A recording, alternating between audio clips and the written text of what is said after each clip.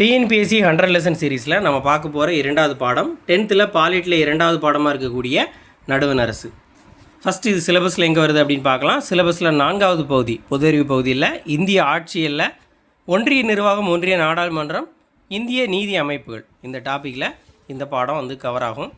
So இந்த பாடம் ஏன் முக்கியமான பாடம் அப்படின்னா, நிறையா நம்மளை கன்ஃபியூஸ் பண்ணுற மாதிரி கேள்விகள் எதில் கேட்பாங்க அப்படின்னா, குடியரசுத் தலைவரையும் பிரதமரையும் கன்ஃபியூஸ் பண்ணுற மாதிரி நிறைய கேள்விகள் கேட்பாங்க. அதுபோக இந்திய நாடாளுமன்றம், மக்களவை, மாநிலங்களவை பற்றி கேள்விகள் கேட்பாங்க. தலைமை வழக்கறிஞர் பற்றி கேட்பாங்க. உச்சநீதிமன்றம் பற்றி கேட்பாங்க. இது எல்லாமே ரொம்ப ரொம்ப முக்கியமான டாபிக். ப்ரீவியஸ் இயர் கொஷினில் நிறையா கேட்கப்பட்ட கேள்விகள் இந்த டாப்பிக்லேருந்து கேட்டிருக்காங்க. ஸோ இந்த பாடத்தை பற்றி பார்க்கலாம்.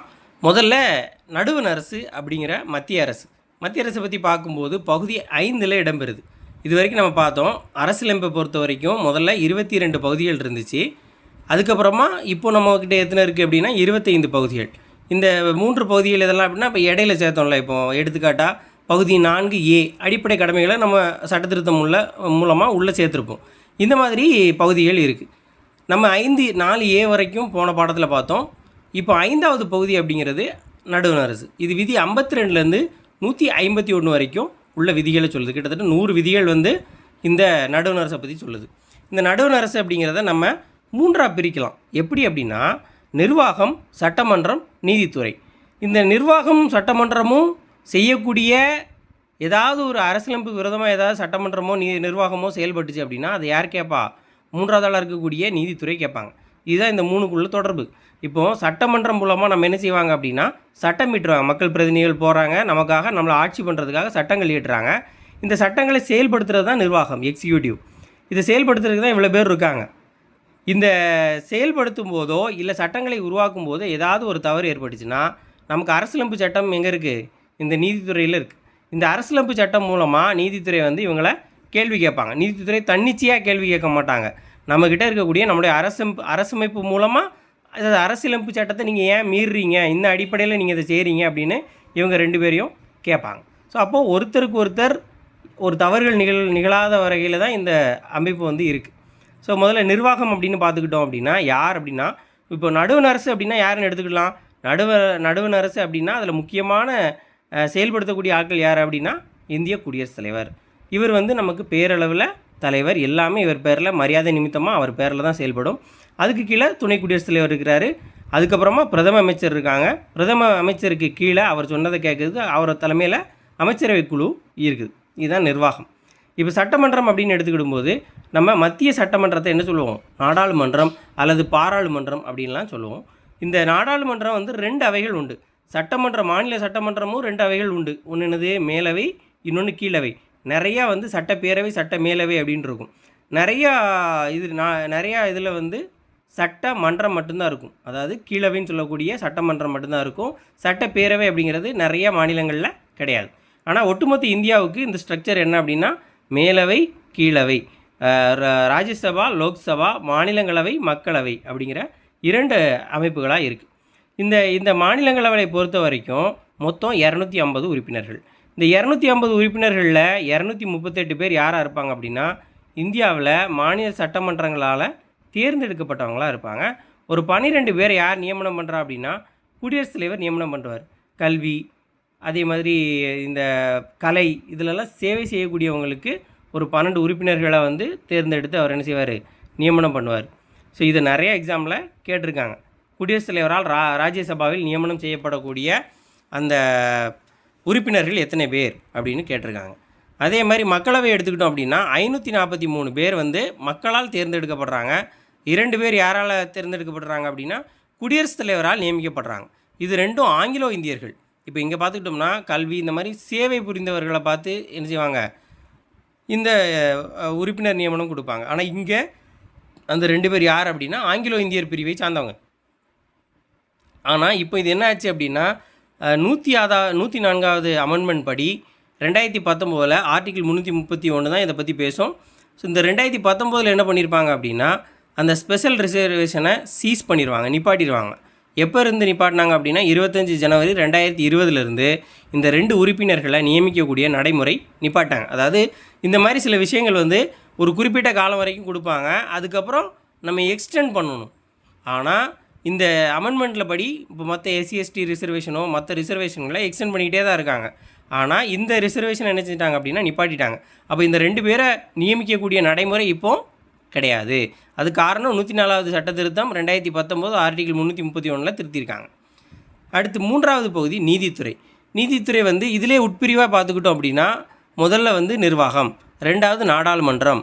இந்த நிர்வாகங்கிறது 52லேருந்து 78 வரைக்கும், இந்த 52லேருந்து 151 வரைக்கும் பகுதி 5. அதை நம்ம 5ஆக பிரிக்கிறோம். முதல்ல நிர்வாகம் 52லேருந்து 78 வரைக்கும்.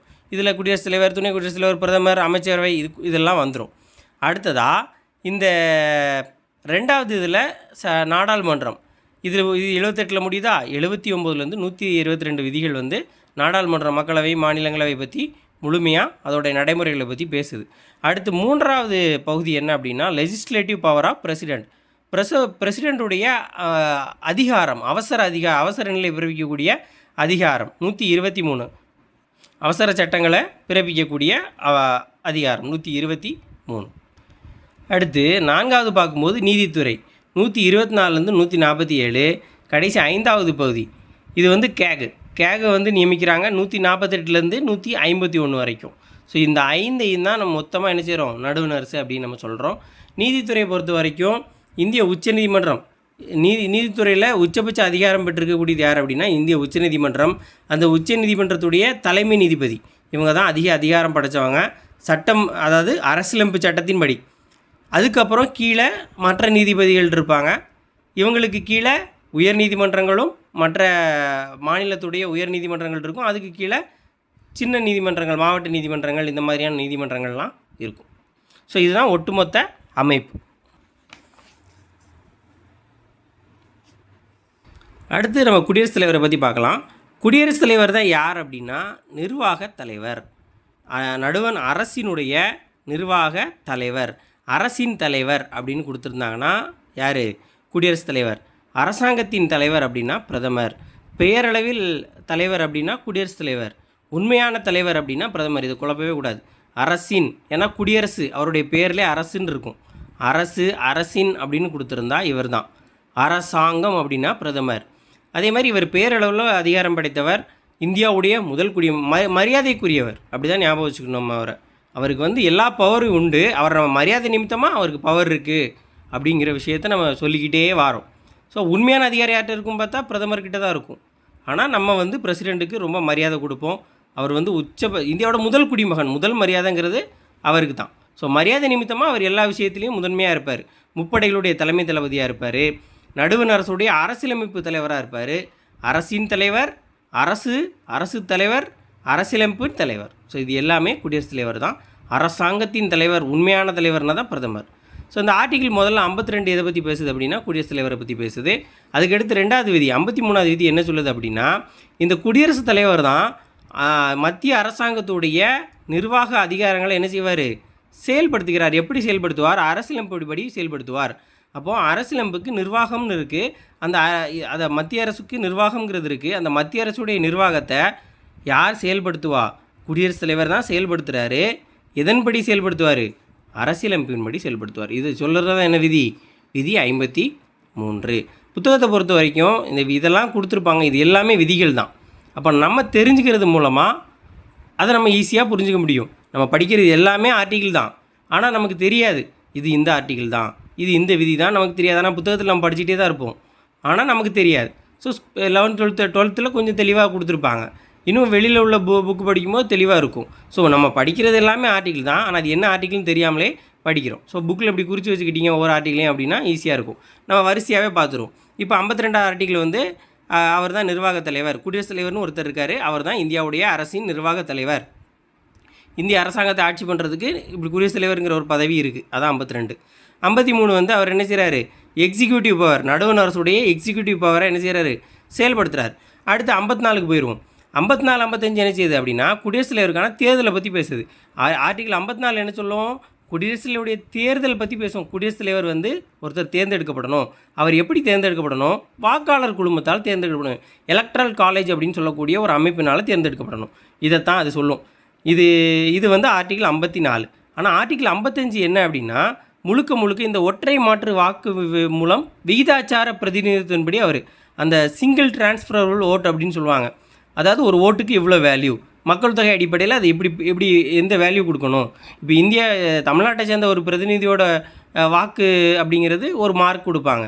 ஆனால் உத்தரப்பிரதேசத்தில் உள்ளவருக்கு வந்து அதிகமாக இருக்கும். அப்போ மக்கள் தொகை அடிப்படையில் அது வந்து வேரியேஷன் ஆகும்.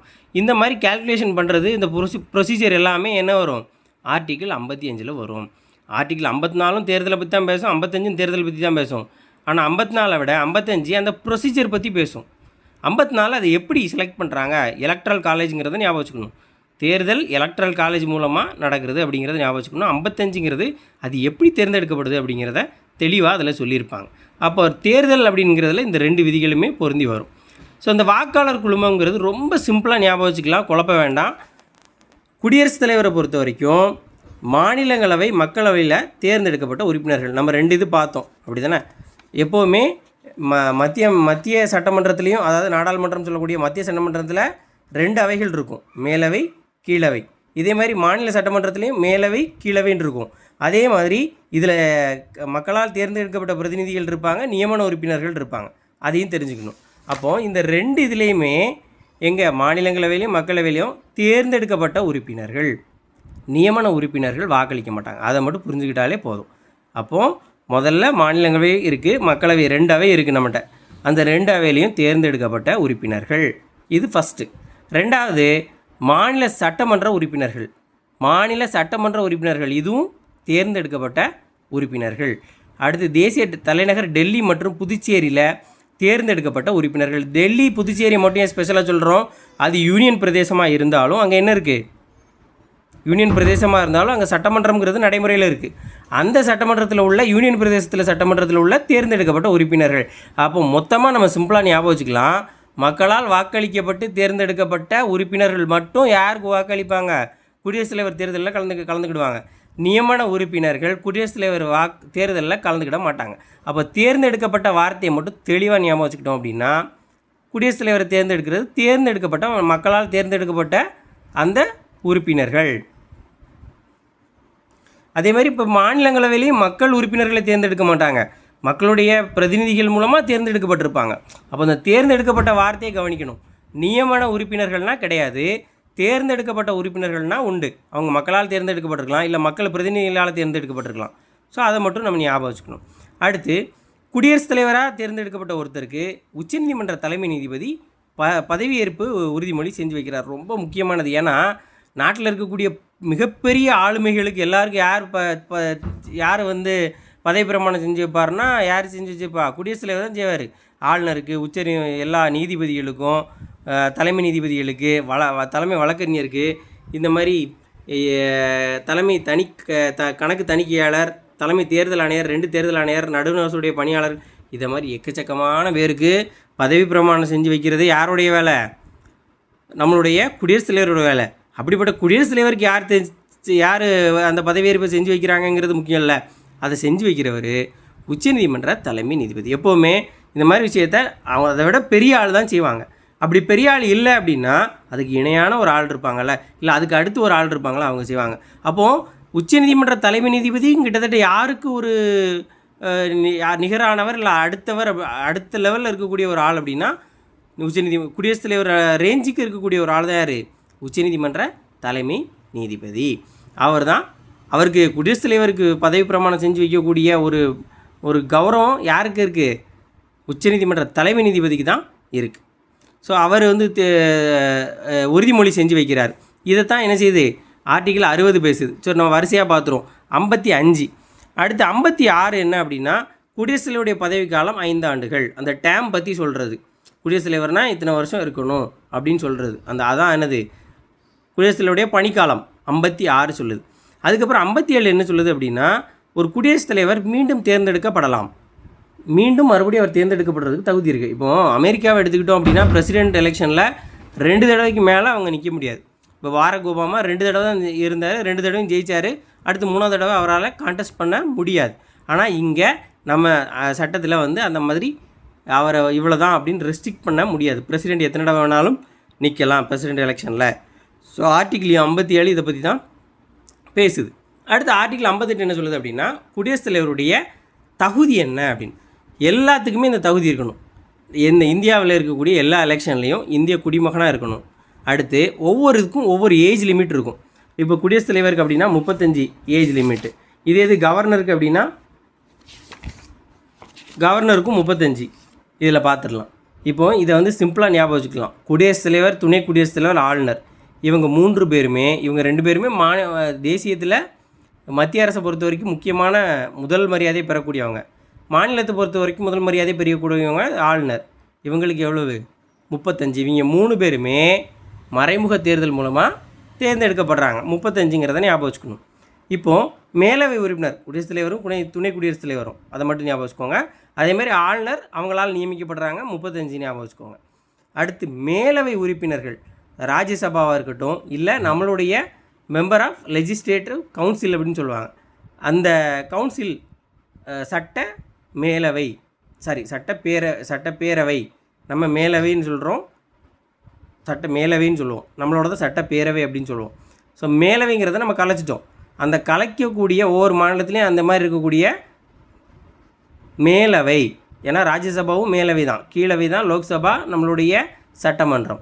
இப்போ மேலவை ஃபுல்லாமே எவ்வளோ இருக்கும்? அதிகமாக இருக்கும், 30. அடுத்து கீழவை நம்மளுடைய MLA, member of legislative assembly, நம்மளுடைய அசம்பிளியாக இருக்கட்டும், இல்லை லோக்சபாவாக இருக்கட்டும், அதில் உறுப்பினர் ஆகக்கூடிய தகுதி என்ன? 35. பஞ்சாயத்துனா பஞ்சாயத்து எலெக்ஷன் நிற்கணும்னா 21 வயசு இருந்தால் போதும். வாக்களிக்கணும்னா 18 வயசு இருந்தால் போதும். அதே மாதிரி இந்த ஹைகோர்ட்டுடைய தலைமை நீதிபதி, ஜட்ஜு, இவங்களுக்கு வந்து ரிட்டையர்ட் ஆகக்கூடிய ஏஜ் என்னென்னா 62. சுப்ரீம் கோர்ட்டோடைய ஜட்ஜு அப்படின்னா 65. அதை மட்டும் ஞாபகம் வச்சுக்கணும். சுப்ரீம் கோர்ட்டுக்கு அதிகமாக கொடுத்துருக்காங்க. 65 வயசு வரைக்கும் அவங்க இருக்கலாம். ஆனால் ஹைகோர்ட்டில் 62 தான். ஸோ இதை வந்து கன்ஃபியூஸ் பண்ணக்கூடாது. இந்த கொஷினில் தான் நம்ம நல்லா படிச்சிருந்தாலும் நினச்சிவோம், இந்த ஏஜில் வந்து மிஸ்டேக் பண்ணுவோம். அப்போது குடியரசுத் தலைவருடைய வயசு அப்படின்னு பார்த்தோம்னா 35 வயசு. அதே மாதிரி குடியரசுத் தலைவருக்கும் துணை குடியரசுத் தலைவருக்கும் ஆளுநருக்கும் இது எல்லாருக்குமே என்ன இருக்கக்கூடாது? அவங்க நடுவண் அரசுலையோ, மாநில அரசுலையோ, உள்ளாட்சி அமைப்புலையோ ஊதியம் பெறக்கூடிய பதவியில் இருக்கக்கூடாது. அவங்களுக்கு வேறு வருமானம் வரக்கூடாது இந்த இதில் போட்டியிடும்போது. அடுத்து மக்களவை குடியரசு துணைத் தலைவரோ, குடியரசுத் தலைவர்னால் என்னவாக இருக்கணும்? மக்களவை உறுப்பினராக உள்ள தகுதி எல்லாமே இருக்கணும். அவருக்கு என்ன இருக்கணும்? துணைத் தலைவருக்கு மாநிலங்களவை தலைவராக இருக்கணும், தகுதி இருக்கணும். ஏன்னா அவர் தான் பதவி வழியில் யாராக இருப்பா? மாநிலங்களவையுடைய தலைவராக இருப்பார். அப்போது ஒரு அவையுடைய தலைவராக இருக்கக்கூடிய அவர் அதோடைய உறுப்பினருக்குள்ள எல்லா விதிகளையும் எல்லா தகுதியும் பெற்றிருக்கணும் தானே. ஸோ அதனால் துணை குடியரசுத் தலைவர்னா மாநிலங்களவை, இவர்னா மக்களவை. அதே மாதிரி குடியரசுத் தலைவருடைய தேர்ந்தெடுக்கக்கூடிய இந்த வாக்காளர் குழுமம் நம்ம எலக்ட்ரல் காலேஜ்னு பார்த்தோம். அந்த எலக்ட்ரல் காலேஜில் உள்ள 50 உறுப்பினர்கள் என்ன செய்யணும் அப்படின்னா முன்மொழியணும், 50 வாக்காளர்கள் என்ன செய்யணும் அப்படின்னா வழிமொழியணும். இது எல்லாமே குடியரசுத் தலைவருக்கான தகுதிகள். அடுத்து ஆர்டிகிள் 59. அடுத்து கண்டிஷன் என்ன அப்படின்னா, அவர் வந்து சட்டமன்ற உறுப்பினராகவோ பாராளுமன்ற உறுப்பினராகவோ ஏற்கனவே என்ன செய்யக்கூடாது? குடியரசுத் தலைவர் இருக்கக்கூடாது. அதே மாதிரி ஒருவேளை அவர் பதவியில் இருந்தார் அப்படின்னா குடியரசுத் தலைவராக அப்பாயின்மெண்ட் பண்ணும்போது ஆட்டோமேட்டிக்காக அந்த பதவி என்ன செஞ்சிடும்? காலியானதாக கருதப்படும். இதுதான் கண்டிஷன்ஸ். ஸோ இதுதான் ஆர்டிகிள் 58 அப்படின்னு 59. அடுத்து 60வது ஆர்டிகிள் தான் இந்த உச்சநீதிமன்ற தலைமை நீதிபதி பதவி பிரமாணம் செஞ்சு வைக்கிறது 60வது விதி. ஸோ இதுதான் யாரை பற்றி சொல்கிறோம்? குடியரசுத் தலைவரை பற்றி சொல்கிறோம். 61ங்கிறது இம்ப்ரீச்மெண்ட். அவர் அந்த குடியரசுத் தலைவர் போஸ்ட்லேருந்து தூக்கக்கூடியது. அது எளிதில் நடக்கக்கூடிய விஷயம் இல்லை. ஆனால் அது வந்து இந்தியாவில் நடந்ததும் இல்லை. குடியரசுத் தலைவரை பதவியை விட்டு தூக்கக்கூடிய நிகழ்வு இந்தியாவில் நடந்ததில்லை. அது ஆனால் 61வது விதி அதை பற்றி சொல்லுது, இம்ப்ரீச்மெண்ட் அப்படின்னு சொல்லுவாங்க. ஸோ குடியரசுத் தலைவரை பற்றி இவ்வளோ விஷயங்கள் கொடுத்துருக்காங்க. அடுத்து அவருடைய அதிகாரங்கள். குடியரசுத் தலைவரோட அதிகாரங்களை பொறுத்த வரைக்கும் முதல்ல நிர்வாகத்தில் அவருக்கு இருக்கக்கூடிய அதிகாரங்கள் முதல்ல நம்ம பார்த்துட்டோம். நிர்வாக நடவடிக்கை எல்லாமே யார் பெயர் அப்படிங்கிறத ஞாபகம் வச்சுக்கணும். என்ன செஞ்சாலும் அவர் பேரில் தான் செய்யணும். என்ன சொன்னாலும் அவர்கிட்ட பெர்மிஷன் வாங்கிட்டு தான் சொல்லணும். அந்த மாதிரி ரொம்ப முக்கியமான விஷயம்லாம் மரியாதை நிமித்தமாக அவர்கிட்ட என்ன செய்யணும்? சொல்லணும். அப்படி தான் அரசியலமைப்பு 77 என்ன சொல்லுது அப்படின்னா, நம்மளுடைய நடுவண் அரசுடைய ஒவ்வொரு நிர்வாக நடவடிக்கையும் யாருடைய பேரால் மேற்கொள்ளப்பட வேண்டும்? குடியரசுத் தலைவருடைய பேராலே மேற்கொள்ளப்பட வேண்டும். இங்கேயும் நம்ம அதை தான் பார்த்தோம். 53 குடியரசுத் தலைவர் நேரடியாகவோ அவருடைய சார்நிலை அலுவலர்கள் மூலமாகவோ என்ன செய்கிறாரு? நடுவண் அரசுடைய நிர்வாக அதிகாரத்தை அரசியலமைப்புப்படி செயல்படுத்துகிறார். அப்போ 53வது ஆர்டிக்கிளும் கிட்டத்தட்ட 77வது ஆர்டிக்கிளும் எதை பற்றி சொல்லுது? அவருடைய நிர்வாக அதிகாரங்கள் பற்றி. 53 என்ன சொல்லியிருக்கும் அப்படின்னா, அவர் செயல்படுத்துகிறார், இல்லை அவருடைய சார்நிலை அலுவலர்களை வச்சு செயல்படுத்துகிறாருன்னு இருக்கும். ஆனால் 77 அவர் பேரில் நீங்கள் அதை செய்யுங்க அப்படின்னு சொல்லிட்டு இந்த பிரதம அமைச்சர் அமைச்சரவை குழுவுக்கு சொல்கிற மாதிரி இருக்கும். ஏன்னா அது கிட்டத்தட்ட பிரதமருடைய இதை பற்றி தான் சொல்லியிருப்பாங்க, அந்த மத்திய அரசாங்கத்துடைய அதிகாரத்தை பற்றி சொல்லுவாங்க. அப்போ மத்திய அரசாங்கத்தில் நம்ம என்ன பண்ணாலும் அந்த நிர்வாக நடவடிக்கையில் யார் பேரை சொல்லணும்? குடியரசுத் தலைவருடைய பேரால் தான் அந்த ஒவ்வொரு நடவடிக்கையும் என்ன செய்யணும்? மேற்கொள்ள வேண்டும். அதே மாதிரி பிரதம அமைச்சரையும் மற்ற அமைச்சர்களையும் யார் நியமிக்கிறா? குடியரசுத் தலைவர் தான் நியமிக்கார். பிரதமரையும் மற்ற அமைச்சர்களையும் நியமிப்பார். மற்ற அமைச்சர்களை பிரதமருடைய ஆலோசனைப்படி பிரதமர் அவர் நியமிப்பார். பிரதமர் சொல்லுவார், இவரை இந்த அமைச்சரவையில் நியமிங்க அப்படின்னு சொல்லும்போது இவர் அவங்களுக்கு பதவி பிரமாணம் செய்வார், செஞ்சு வைப்பார். ஸோ அதுதான் அவருடைய வேலை. இப்படி குடியரசுத் தலைவர் பிரதமரையும் மற்ற அமைச்சர்களையும் நியமிக்கக்கூடிய அந்த விதி தான் 75. விதி 75 படி குடியரசுத் தலைவர் பிரதமரையும் பிரதமரால் ஆலோசிக்கப்பட்ட அறிவுரை கூறப்பட்ட அந்த ஆலோசனைப்படி அந்த அமைச்சரவை என்ன செய்கிறாரு? அமைச்சரவையில் ஒவ்வொரு அமைச்சர்களுக்கும் ஒதுக்கீடு செய்கிறார். யார்? குடியரசுத் தலைவர். அதுக்கப்புறம் இந்தியாவில் மிக முக்கியமான பதவிகள் எல்லாத்தையுமே, பதவியில் உள்ளவங்களுக்கு எல்லாருக்குமே பதவி பிரமாணம் யார் செஞ்சு வைப்பா? நம்மளுடைய முதல் குடிமகன் தான் என்ன செய்வார்? செஞ்சு வைப்பார். யாரெல்லாம்? எல்லா மாநிலத்துடைய ஆளுநர்களுக்கு அவர் தான். ஏன்னா மாநிலத்தை பொறுத்த வரைக்கும் ஆளுநர் என்ன செய்வார்? மாநிலத்தில் நடக்கக்கூடிய விஷயங்களை, நிர்வாக விஷயங்களை யாருக்கு தகவல் சொல்லக்கூடிய ஆள்? குடியரசுத் தலைவருக்கு தகவல் சொல்கிறதுக்காக தான் மாநிலத்திலே வச்சுருப்பாங்க. இப்போது ஒரு நெருக்கடி நிலையை பிரகடனப்படுத்துகிறாங்க அப்படின்னா குடியரசுத் தலைவர் அதை பிரகடனப்படுத்துவார். அதை இங்கே எக்ஸிக்யூட் பண்ணுறது ஸ்டேட்டில் யார் கண்ட்ரோலில் போகும் அப்படின்னா ஆளுநருடைய கண்ட்ரோலில் தான் போகும். அப்போது ஆளுநர் அப்படிங்கிறவர் மத்திய அரசாங்கத்துடைய, அதுவும் குடியரசுத் தலைவருடைய பிரதிநிதியாக தான் என்ன செய்வார்? இங்கே செயல்படுவார். அப்போது மாநில ஆளுநர்களை நியமிக்கிறார். உச்சநீதிமன்ற, உயர்நீதிமன்ற தலைமை நீதிபதிகளை யார் நியமிப்பா? அவர் தான் நியமிப்பார். இதர நீதிபதிகளையும் அவர் தான் நியமிப்பார். அப்போது உச்சநீதிமன்றத்தில் நீதிபதிகளை நியமனம் செய்வது யார்? நம்மளுடைய குடியரசுத் தலைவர். அதுக்கப்புறம் நம்முடைய இந்திய அரசுடைய தலைமை வழக்கறிஞர். விதி 76. அடுத்து தலைமை கணக்கு தணிக்கையாளர், தேர்தல் ஆணையரை, 2 தேர்தல் ஆணையர்களை, தலைமை தேர்தல் ஆணையரும் அவருக்கு அடுத்து இருக்கக்கூடிய அந்த 2 தேர்தல் ஆணையர்கள், அவங்கள யூபிஎஸ்சியுடைய தேர்வாணையத்துடைய தலைவர், மற்ற உறுப்பினர்கள், மற்ற நாடுகளுக்கான தூதர்கள், இந்தியாவுக்கான வெளியுறவுத்துறை தூதர்கள் இருப்பாங்க. இந்தியா இப்போ ஒரு இலங்கை இருக்காங்கன்னா இலங்கைக்கான இந்திய தூதர் இருப்பார்ல, அந்த மாதிரி தூதர்களை நியமிக்கக்கூடிய அதிகாரம் யார் வச்சுருப்பா? குடியரசுத் தலைவர் தான் நியமனம் செய்வார். உயர் ஆணையர்களே அவர் தான் என்ன செய்கிறாரு? நியமனம் செய்கிறார். இது எல்லாமே அவருடைய அட்மினிஸ்ட்ரேட்டிவ் பவர். அடுத்து சட்டமன்றத்தில் அவரோட வேலை என்ன? சட்டமன்றத்தில் அவர் என்னெல்லாம் செய்வார்? முதல்ல ஒரு தேர்தல் நடக்குது. அந்த தேர்தல் நடந்ததுக்கப்புறம் நாடாளுமன்றம் கூடுது. அப்படிங்கும்போது முதல்ல அதுக்கு உரையாற்றி வைக்கக்கூடிய ஆள் யார்? உரையாற்றி அதை துவக்கி வைப்பது யார்? குடியரசுத் தலைவர். இது மாநிலத்தில் யார் பண்ணுவா? ஆளுநர் பண்ணுவார். ஸோ ஒவ்வொரு ஆண்டுலேயும் நாடாளுமன்றத்தோட முதல் கூட்டம் இவருடைய உரையில் தான் தொடங்கும். வருஷத்துக்கு 2 முறை நாடாளுமன்றத்தை அவர் கூட்டுவார். அதே மாதிரி அந்த எந்த ஒரு மசோதா நிலுவையில் இருந்தாலும் அதை குறித்து அது யார்கிட்ட சொல்லலாம்? நாடாளுமன்றத்துக்கு அவர் செய்தி அனுப்பலாம். ஏன் நிலுவையில் இருக்குது அப்படிங்கிறத செய்தி அனுப்பலாம்.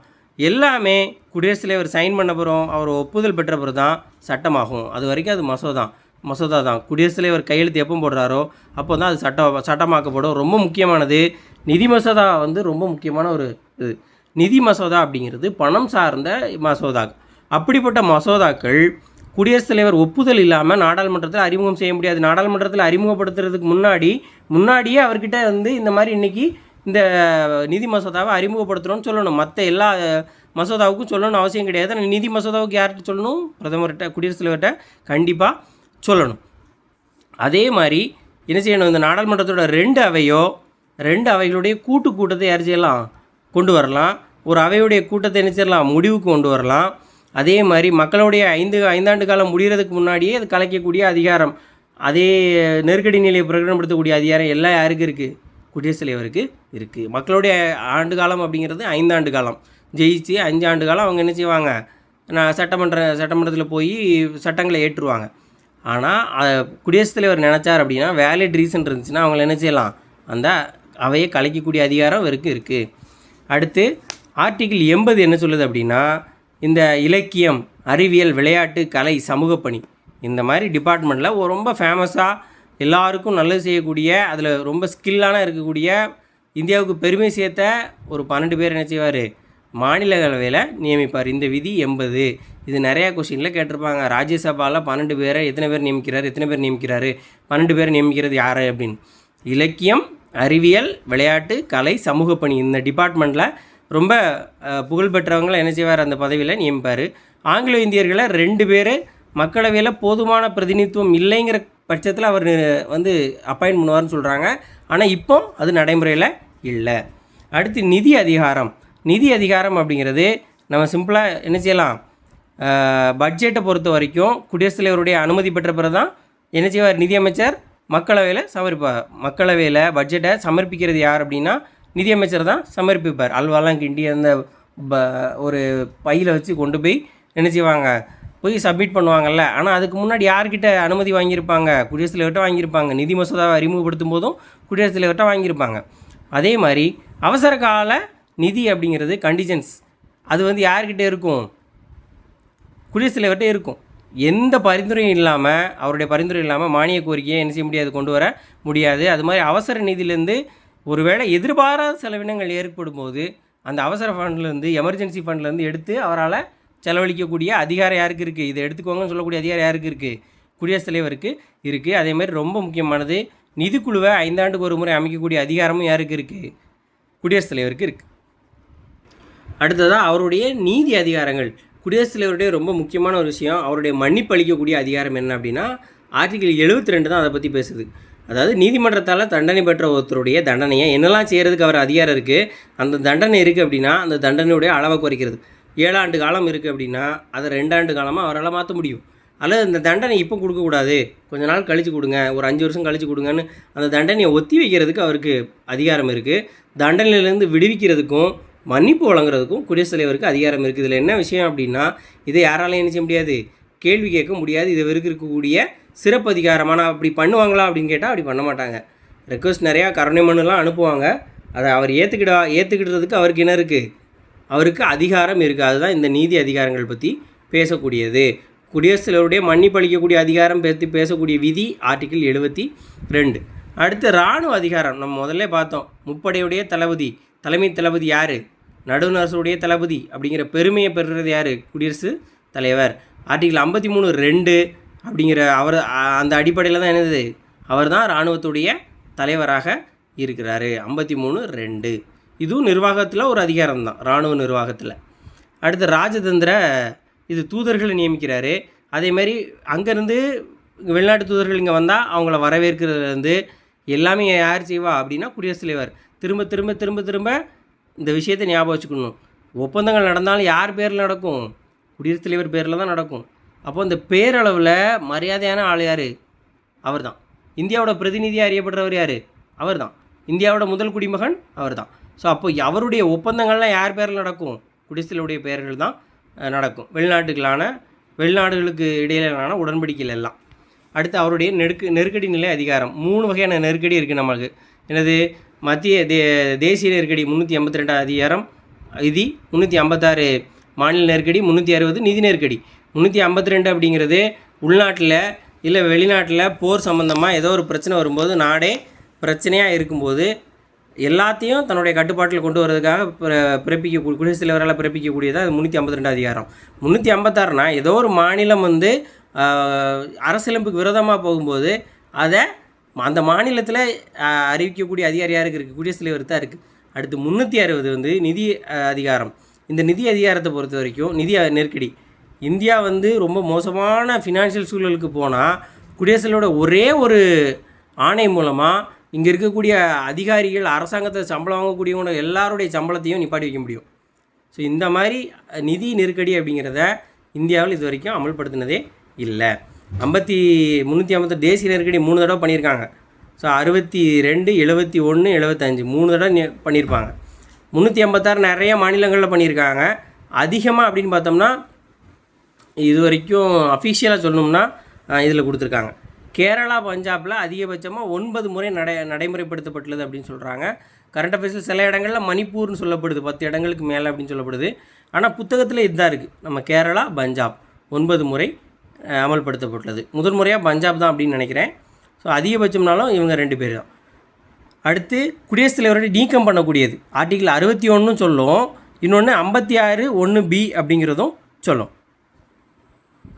ஏன்னா இந்த 56 நம்ம ஏற்கனவே பார்த்துருக்கோம். 56ங்கிறது இந்த டேர்ம், அதாவது 5 ஆண்டுகள் அவர் பதவி வகிக்கிறார் அப்படின்னு நம்ம சொல்கிறோம். அப்படி சொல்லும்போது என்ன சொல்லுவாங்க அப்படின்னா, 5 ஆண்டுகள் முடிகிறதுக்கு முன்னாடி அவராகவே பதவி விலகி போகலாம், இல்லை அவரை வந்து என்ன செய்யலாம், இம்ப்ரீச்மெண்ட் மூலமாக அவருடைய பதவியை நம்ம என்ன செஞ்சிடலாம், எடுத்துக்கலாங்கிற விஷயத்தையும் எங்கே சொல்லியிருப்பாங்க, 56(1) இதில் பிங்கிற சப் இதில் சொல்லியிருப்பாங்க, உள்ள உட்பிரிவில் சொல்லியிருப்பாங்க. அப்போது குடியரசுத் தலைவருடைய நீக்கம் பற்றி ஆர்டிகிள் 61 மட்டும் பேசுறது நமக்கு தெளிவாக தெரியும். 56(1)Bங்கிறது பேசுகிறதுங்கிறதையும் தெரிஞ்சுக்கணும். ப்ரீவியஸ் இயர் கொஸ்டினில் இருக்குது. குடியரசுத் தலைவர் என்ன செய்வார் அப்படின்னா, தன்னுடைய ராஜினாமா கடிதத்தை யார்கிட்ட கொடுப்பாரு, துணை குடியரசுத் தலைவர் கேட்பார். இதுவும் ரொம்ப முக்கியம்.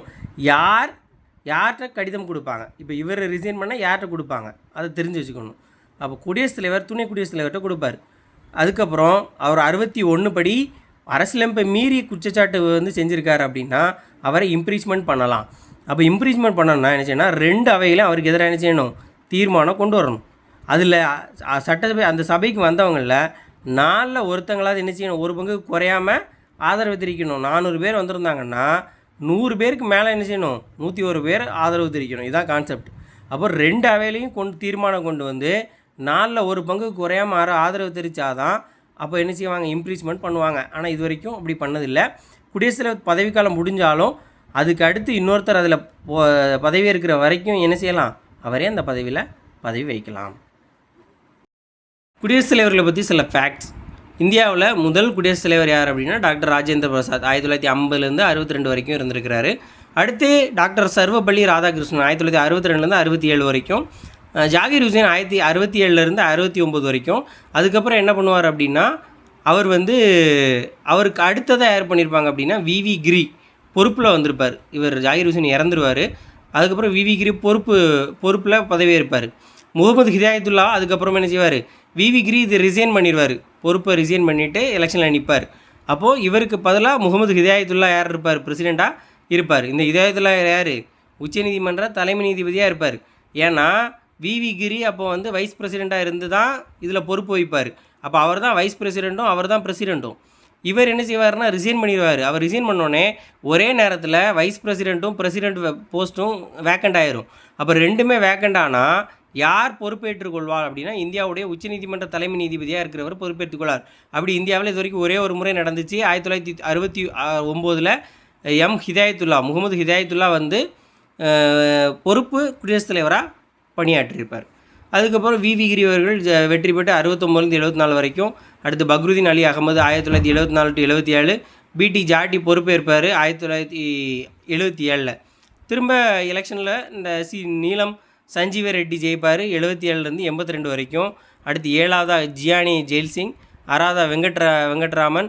ஜெயில்சிங் வந்து 82லேருந்து 87 வரைக்கும், வெங்கட்ராமன் 87லேருந்து 92 வரைக்கும், சங்கர் தயாள் சர்மா 92லேருந்து 97 வரைக்கும், கேஆர் நாராயணன் 97லேருந்து 2002 வரைக்கும். 11ஆவது பிரசிடெண்ட் தான் நம்மளுடைய டாக்டர் ஏபிஜே அப்துல் கலாம் 2002லேருந்து 2007 வரைக்கும் மக்கள் பிரசிடெண்ட்னு சொல்லக்கூடிய டாக்டர் அப்துல் கலாம். அடுத்து அவங்களுக்கு அடுத்து பிரதிபா பாட்டீல் 7லேருந்து 12 வரைக்கும், பிரணாப் முகர்ஜி 12லேருந்து 17 வரைக்கும், ராம்நாத் கோவிந்த் 17லேருந்து 2022 வரைக்கும். தற்போது 2022லேருந்து திரௌபதி முர்மு அவர்கள் இருக்காங்க. ஸோ இதில் ஃபேக்ட் அப்படின்னு பார்த்தோம்னா சில முக்கியமான விஷயங்கள். முதல் குடியரசுத் தலைவர் யாருன்னா டாக்டர் ராஜேந்திர பிரசாத். 2 முறை தொடர்ந்து இருந்தவர் யார் அப்படின்னா, பிரசிடெண்ட்டாக இருந்தவர் யார் அப்படின்னா ராஜேந்திர பிரசாத். நீண்ட காலம் ஜனாதிபதியாக இருந்தவர் யார் அப்படின்னாலும் ராஜேந்திர பிரசாத். முதல் முஸ்லீம் பிரசிடெண்ட் யாருன்னா ஜாகிர் ஹுசேன். அதே மாதிரி பதவியில் இருக்கும்போது இறந்த முதல் நபரும் அவர் தான். அதே மாதிரி பக்ருதீன் அலி அகமதும் என்ன செஞ்சிருப்பார், இறந்திருப்பார். இதெல்லாம் வந்து அவர் எத்தனாவது பிரசிடெண்ட் அப்படிங்கிறது. 5ஆவது பிரசிடெண்ட்டாக இருந்தவங்களும் 3ஆவது பிரசிடெண்ட்டாக இருந்தவங்க 2 பேரும் என்ன செஞ்சுருக்காங்க அப்படின்னா பதவியின் போதே இருக்கும்போதே இறந்து போயிருப்பாங்க. அடுத்து முதல் பெண் பிரசிடெண்ட் அப்படின்னா 12ஆவது பிரசிடெண்ட்டாக இருக்கக்கூடிய திருமதி பிரதிபா பாட்டீல் அவர்கள். அடுத்து 2வது 15ஆவது இப்போதைய பிரசிடெண்ட்டாக இருக்கக்கூடிய திரௌபதி முர்மு. இவங்க 2 பேர் தான் பெண் பிரசிடெண்ட். அதுலேயும் இவங்க வந்து ட்ரைபால் பிரசிடெண்ட், யங்கஸ்டாக பதவியேற்ற பிரசிடெண்ட் 2 பேருமே யார் வச்சுருக்கா, இப்போ இருக்கக்கூடிய நம்மளுடைய திரௌபதி முர்மு அவர்கள். ட்ரைபால் அந்த பட்டியல் இனத்தை சார்ந்த மலைவாழ், அந்த எதுன்னு சொல்லுவோம்ல மலைவாழ் இனத்தை சார்ந்த மக்கள். அப்படிப்பட்ட ட்ரைபால் இனத்தை சார்ந்த ஒரு குடியரசுத் தலைவராக உயர்ந்திருக்கக்கூடியவங்க தான் இவங்க. அதே மாதிரி போட்டியின்றி தேர்வு செய்யப்பட்டவர், அன்அப்போஸ்ட், அவர் ஏற்று யாரும் தேர்தலில் நிற்கலை, அப்படி ஜெயித்தவர் தான் நீலம் சஞ்சீவ் ரெட்டி. 6வது ஆளாக இருப்பார். முதல் தலித் குடியரசுத் தலைவர் அப்படின்னா KR நாராயணன், 10வது ஆள், அதாவது நம்மளுடைய அப்துல் கலாமுக்கு முன்னாடி உள்ளவர். அதுக்கப்புறமா இந்தியாவுடைய துணை குடியரசுத் தலைவர் ஆர்டிகிள் 63 படி துணை குடியரசுத் தலைவர் பதவி தான் நாட்டோட 2வது உயர்ந்த பதவியாக கருதப்படுது. அலுவலக முன்னுரிமைப்படி குடியரசுத் தலைவருக்கு அடுத்து யார் இருக்கா, இவர் 2வது ஆளாக அதிகாரமிக்கவராக பேரளவில் என்ன செய்வாங்க, இருப்பாங்க. இந்த துணை குடியரசுத் தலைவர் பதவியை நம்ம எங்கேருந்து எடுத்திருக்கோம் அப்படின்னா அமெரிக்காவிலிருந்து எடுத்திருக்கோம். இந்த பதவி உருவாக்கப்பட்டதுக்கான காரணம் என்ன அப்படின்னா, நாட்டில் அரசாங்க நடவடிக்கைகள் அப்படிங்கிறது தொடர்ச்சியாக நடத்தப்படணும் அப்படிங்கிறதுக்காக. தேர்தல் போட்டியிட கிட்டத்தட்ட அதே மாதிரி தான். இந்திய குடிமகனாக இருக்கணும், 35 வயசு பூர்த்தி அடைஞ்சிருக்கணும், எந்த ஒரு இதுலேயும் ஊதியம் பெறக்கூடிய இதில் இருக்கக்கூடாது. இன்னொன்று, அங்கே மக்களவை, இங்கே மாநிலங்களவை. ஒரு முறை என்னோடய தம்பி வந்து ஒரு கொஸ்டின் கேட்டான். என்ன அப்படின்னா, இந்த மாநிலங்களவை உறுப்பினருக்கான தகுதி இவர் வாங்கியிருக்கணும் அப்படின்னா, மாநிலங்களவை உறுப்பினராக இருக்கக்கூடிய தகுதி என்ன, 30 வயதும் மாநிலங்களவை உறுப்பினராக இருக்கக்கூடிய தகுதி தான். அப்போ இவருக்கு 30 வயது இருந்தால் இதில் போட்டியிடலாம்லா அப்படின்னு ஒரு கொஸ்டின் கேட்டான். ஸோ அதுக்கான விடை என்ன அப்படின்னா, அதுக்கான சொல்யூஷன் என்ன அப்படின்னா, கிட்டத்தட்ட இவருடைய குவாலிஃபிகேஷனில் முதல்ல என்ன, 35 வயது பூர்த்தி அடையணும், மாநிலங்களவை உறுப்பினர் ஆவதுக்குள்ளே மற்ற தகுதி பெற்றிருக்க வேண்டும். அப்படின்னா இந்த 35 இதை தாண்டி மற்ற தகுதிகள் எல்லாம் இருக்கோ அதெல்லாம் அவர் பெற்றிருக்க வேண்டும். ஆனால் அந்த வயதை பொறுத்த வரைக்கும் இவர் கண்டிப்பாக என்ன செஞ்சுருக்கணும், 35 பெற்றிருக்கணும். அதுதான் இங்கே கொடுத்துருக்காங்க. மற்ற தகுதிகளை பெற்றிருத்தல் வேண்டும். மாநிலங்களவை உறுப்பினருக்கான எல்லா தகுதிகளையும் பெற்றிருக்க வேண்டும்னு கொடுக்கல, மற்ற தகுதிகளை, இந்த தகுதிகள் போக மீதி இருக்கக்கூடிய தகுதிகள் எல்லாம் மாநிலங்களவை உறுப்பினருக்கு என்னெல்லாம் தகுதி இருக்கணுமோ அதிலையும் இருக்கணும். ஏன்னா இவர் பதவி வழி மாநிலங்களவை தலைவர். இவருடைய தேர்தல் அப்படின்னு பார்த்தோம்னா 66(1) படி குடியரசுத் தலைவர் தேர்தல் போலவே துணை குடியரசுத் தேர்தலும் எப்படி இருக்குது, மக்களால் நேரடியாக தேர்ந்தெடுக்கப்படாது, மறைமுக தேர்தல் மூலம் அந்த சிங்கிள் டிரான்ஸ்ஃபரபிள் ஓட் அப்படின்னு சொல்லுவாங்கள்ல, மக்களுடைய விகிதாச்சார முறையில் மக்கள் தொகை அடிப்படையில் இவ்வளோ மக்கள் தொகைக்கு இவ்வளவு பாயிண்ட் அப்படிங்கிற மாதிரி அந்த இதுபடி. அதே மாதிரி ஒருத்தருக்கு மட்டும் இல்லை, நம்ம சாய்ஸ் கொடுக்கலாம், 1, 2, 3 அப்படின்னு சொல்லிட்டு அந்த வரிசைப்படி என்ன செய்யலாம், வாக்களிக்கக்கூடிய உரிமையை நமக்கு கொடுத்துருக்காங்க. யாருக்கு, மக்களால் தேர்ந்தெடுக்கப்பட்ட அந்த பிரதிநிதிகளுக்கு, எலக்ட்ரல் காலேஜில் இருக்கக்கூடிய மெம்பர்ஸ்க்கு.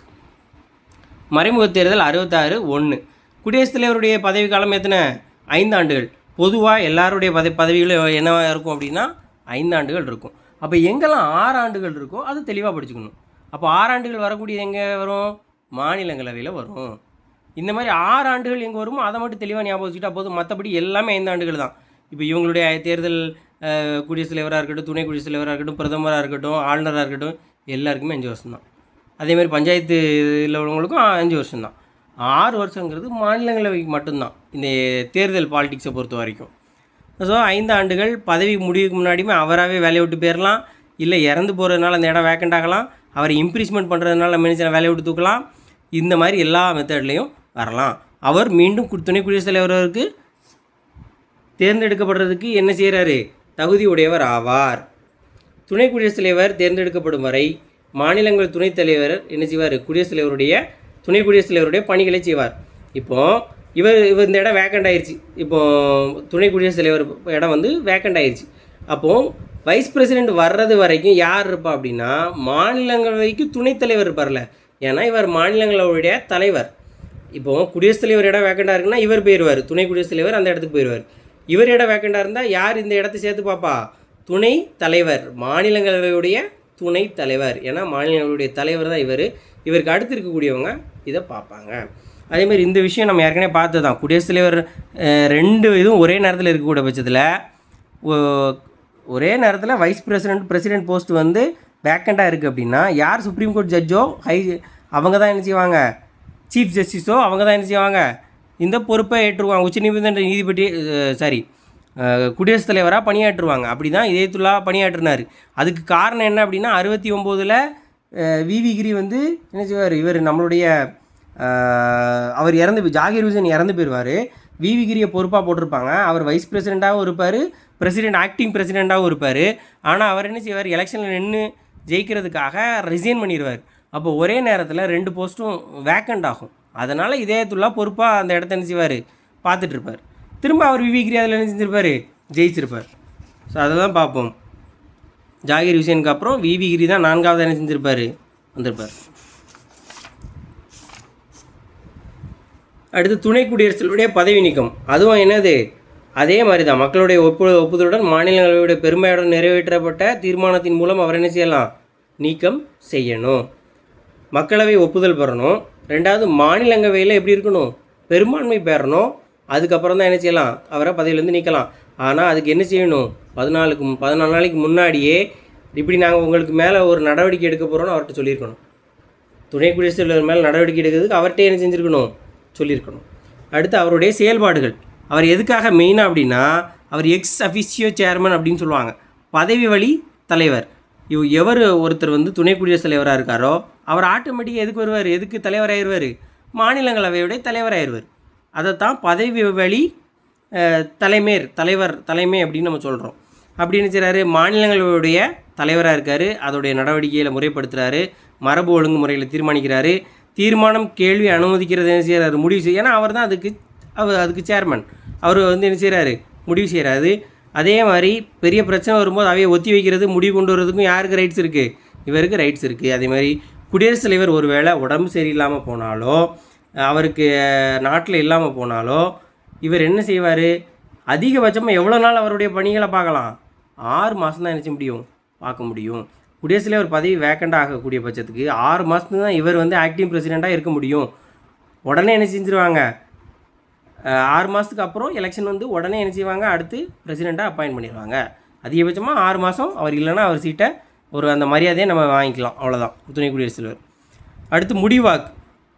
மாநிலங்களில் ஒரு வாக்கெடுப்பு நடத்தும்போது, ஒரு மசோதா சட்டமாக்கும்போது வாக்கெடுப்பு நடத்தும்போது 2 பக்கமும் சமமாக இருக்குது அப்படிங்கிற பட்சத்துக்கு, 2 பக்கமே ஈக்குவலான வாக்களிப்பு இருக்குது அப்படிங்கிறது போது, அந்த மசோதாவை ஆதரிக்கிறவங்களும் எதிர்க்கிறவங்களும் ஒரே அளவு இருக்காங்க அப்படிங்கும்போது, அதை இப்போது நமக்கு ஏதோ ஒரு பக்கம் ஒரு மெஜாரிட்டி வேணும். அப்போ வாக்களிக்கக்கூடிய உரிமை யாருக்கு இருக்குது, துணை குடியரசுத் தலைவருக்கு இருக்குது. அதோட சொல்லக்கூடிய ஆர்டிகிள் 100. இது வந்து அந்த சட்டம் வந்து மசோதாவுக்கு இன்னும் ஒரு வாக்கு இருந்துச்சுன்னா மசோதா ஆயிரும், அந்த சட்டம் பாஸ் ஆயிரும் அப்படின்னு சொல்லக்கூடிய இடத்துல அவர் என்ன செய்யலாம், வாக்களிக்கலாம். அதே மாதிரி அவருடைய முடிவுக்கு எதிர்ப்பு தெரிவிக்க யாருமே உரிமை கிடையாது. அவர் யாருக்கு வேணாலும் அந்த சட்டத்துக்கு ஆதரவாகவும் வாக்களிக்கலாம், அதுக்கு எதிர்ப்பாகவும் வாக்களிக்கலாம். இதுதான் துணை குடியரசுத் தலைவர் பற்றி சொல்லக்கூடியது. அடுத்து பிரதம அமைச்சர். ஆர்டிகிள் 74(1) குடியரசுத் தலைவருக்கு உதவி செய்கிறதுக்கும் அறிவுரை வழங்குறதுக்கும் தான் பிரதமரை தலைவராக கொண்ட ஒரு அமைச்சரவை குழு இருக்குது அப்படின்னு சொல்லிட்டு எது சொல்லுது, அரசியலமைப்பு சொல்லுது. 74(1) அப்படிங்கிறது. இந்தியாவுடைய பிரதமர் அமைச்சர் பதவியை எங்கேருந்து எடுத்திருக்கோம் அப்படின்னா, இங்கிலாந்துலேருந்து. இப்போ துணை குடியரசுத் தலைவர் பதவி எங்கேருந்து எடுத்தோம், அமெரிக்காவிலேருந்து எடுத்தோம். இது எங்கேருந்து எடுத்திருக்கோம், இங்கிலாந்துலேருந்து எடுத்திருக்கோம். இங்கிலாந்துடைய வெஸ்ட்மினிஸ்டர் அரசியலமைப்பு அப்படின்னு சொல்லுவாங்க. அந்த வெஸ்ட்மினிஸ்டர் அப்படிங்கிறது ஒரு பில்டிங். அந்த நாடாளுமன்றத்தோட பில்டிங்கில் தான் இந்த அவங்களுடைய எல்லாமே நடக்கும். ஸோ அந்த முறையை வெஸ்ட்மினிஸ்டர் சிஸ்டம் அப்படின்னு சொல்கிறாங்க. அதை நம்மளுடைய அந்த அடிப்படையில் தான் நம்மளும் என்ன செஞ்சுருக்கோம், பிரதமர் பதவியை அங்கேருந்து அந்த அரசியலமைப்புலேருந்து தான் நம்ம என்ன செஞ்சுருக்கோம், எடுத்திருக்கோம். இங்கிலாந்துடைய வெஸ்ட்மினிஸ்டர் நாடாளுமன்ற முறையிலேருந்து எடுத்திருக்கோம். மக்களவையில் ஒரு கட்சி வந்து பெரும்பான்மை பெறுது. அந்த பெரும்பான்மை பெற்ற கட்சியோட தலைவரை பிரதமர் கூப்பிடுவார், வந்து நீங்கள் வந்து ஆட்சி பண்ணுங்க அப்படின்னு சொல்லுவார். அந்த அடிப்படையில் அவரை கூப்பிடுறது தான் ஆர்டிகிள் 75(1) படி தான் என்ன செய்வார், கூப்பிட்டு நியமிப்பார். அது 75(1) அப்படிங்கிறது தான் ஆர்டிகிள் அதை பற்றி பேசுது. மற்ற அமைச்சர்களை பிரதமர்கிட்ட கன்சல்ட் பண்ணிவிட்டு பிரதமர் யாரை வந்து எந்தெந்த துறைக்கு வந்து அமைச்சராக நியமிக்கிறாங்களோ அதை வந்து என்ன செய்வார், இது பண்ணுவார். அவங்களுக்கு என்ன செய்வார், பதவி பிரமாணம் செஞ்சு வைப்பார், எல்லாம் பண்ணுவார்.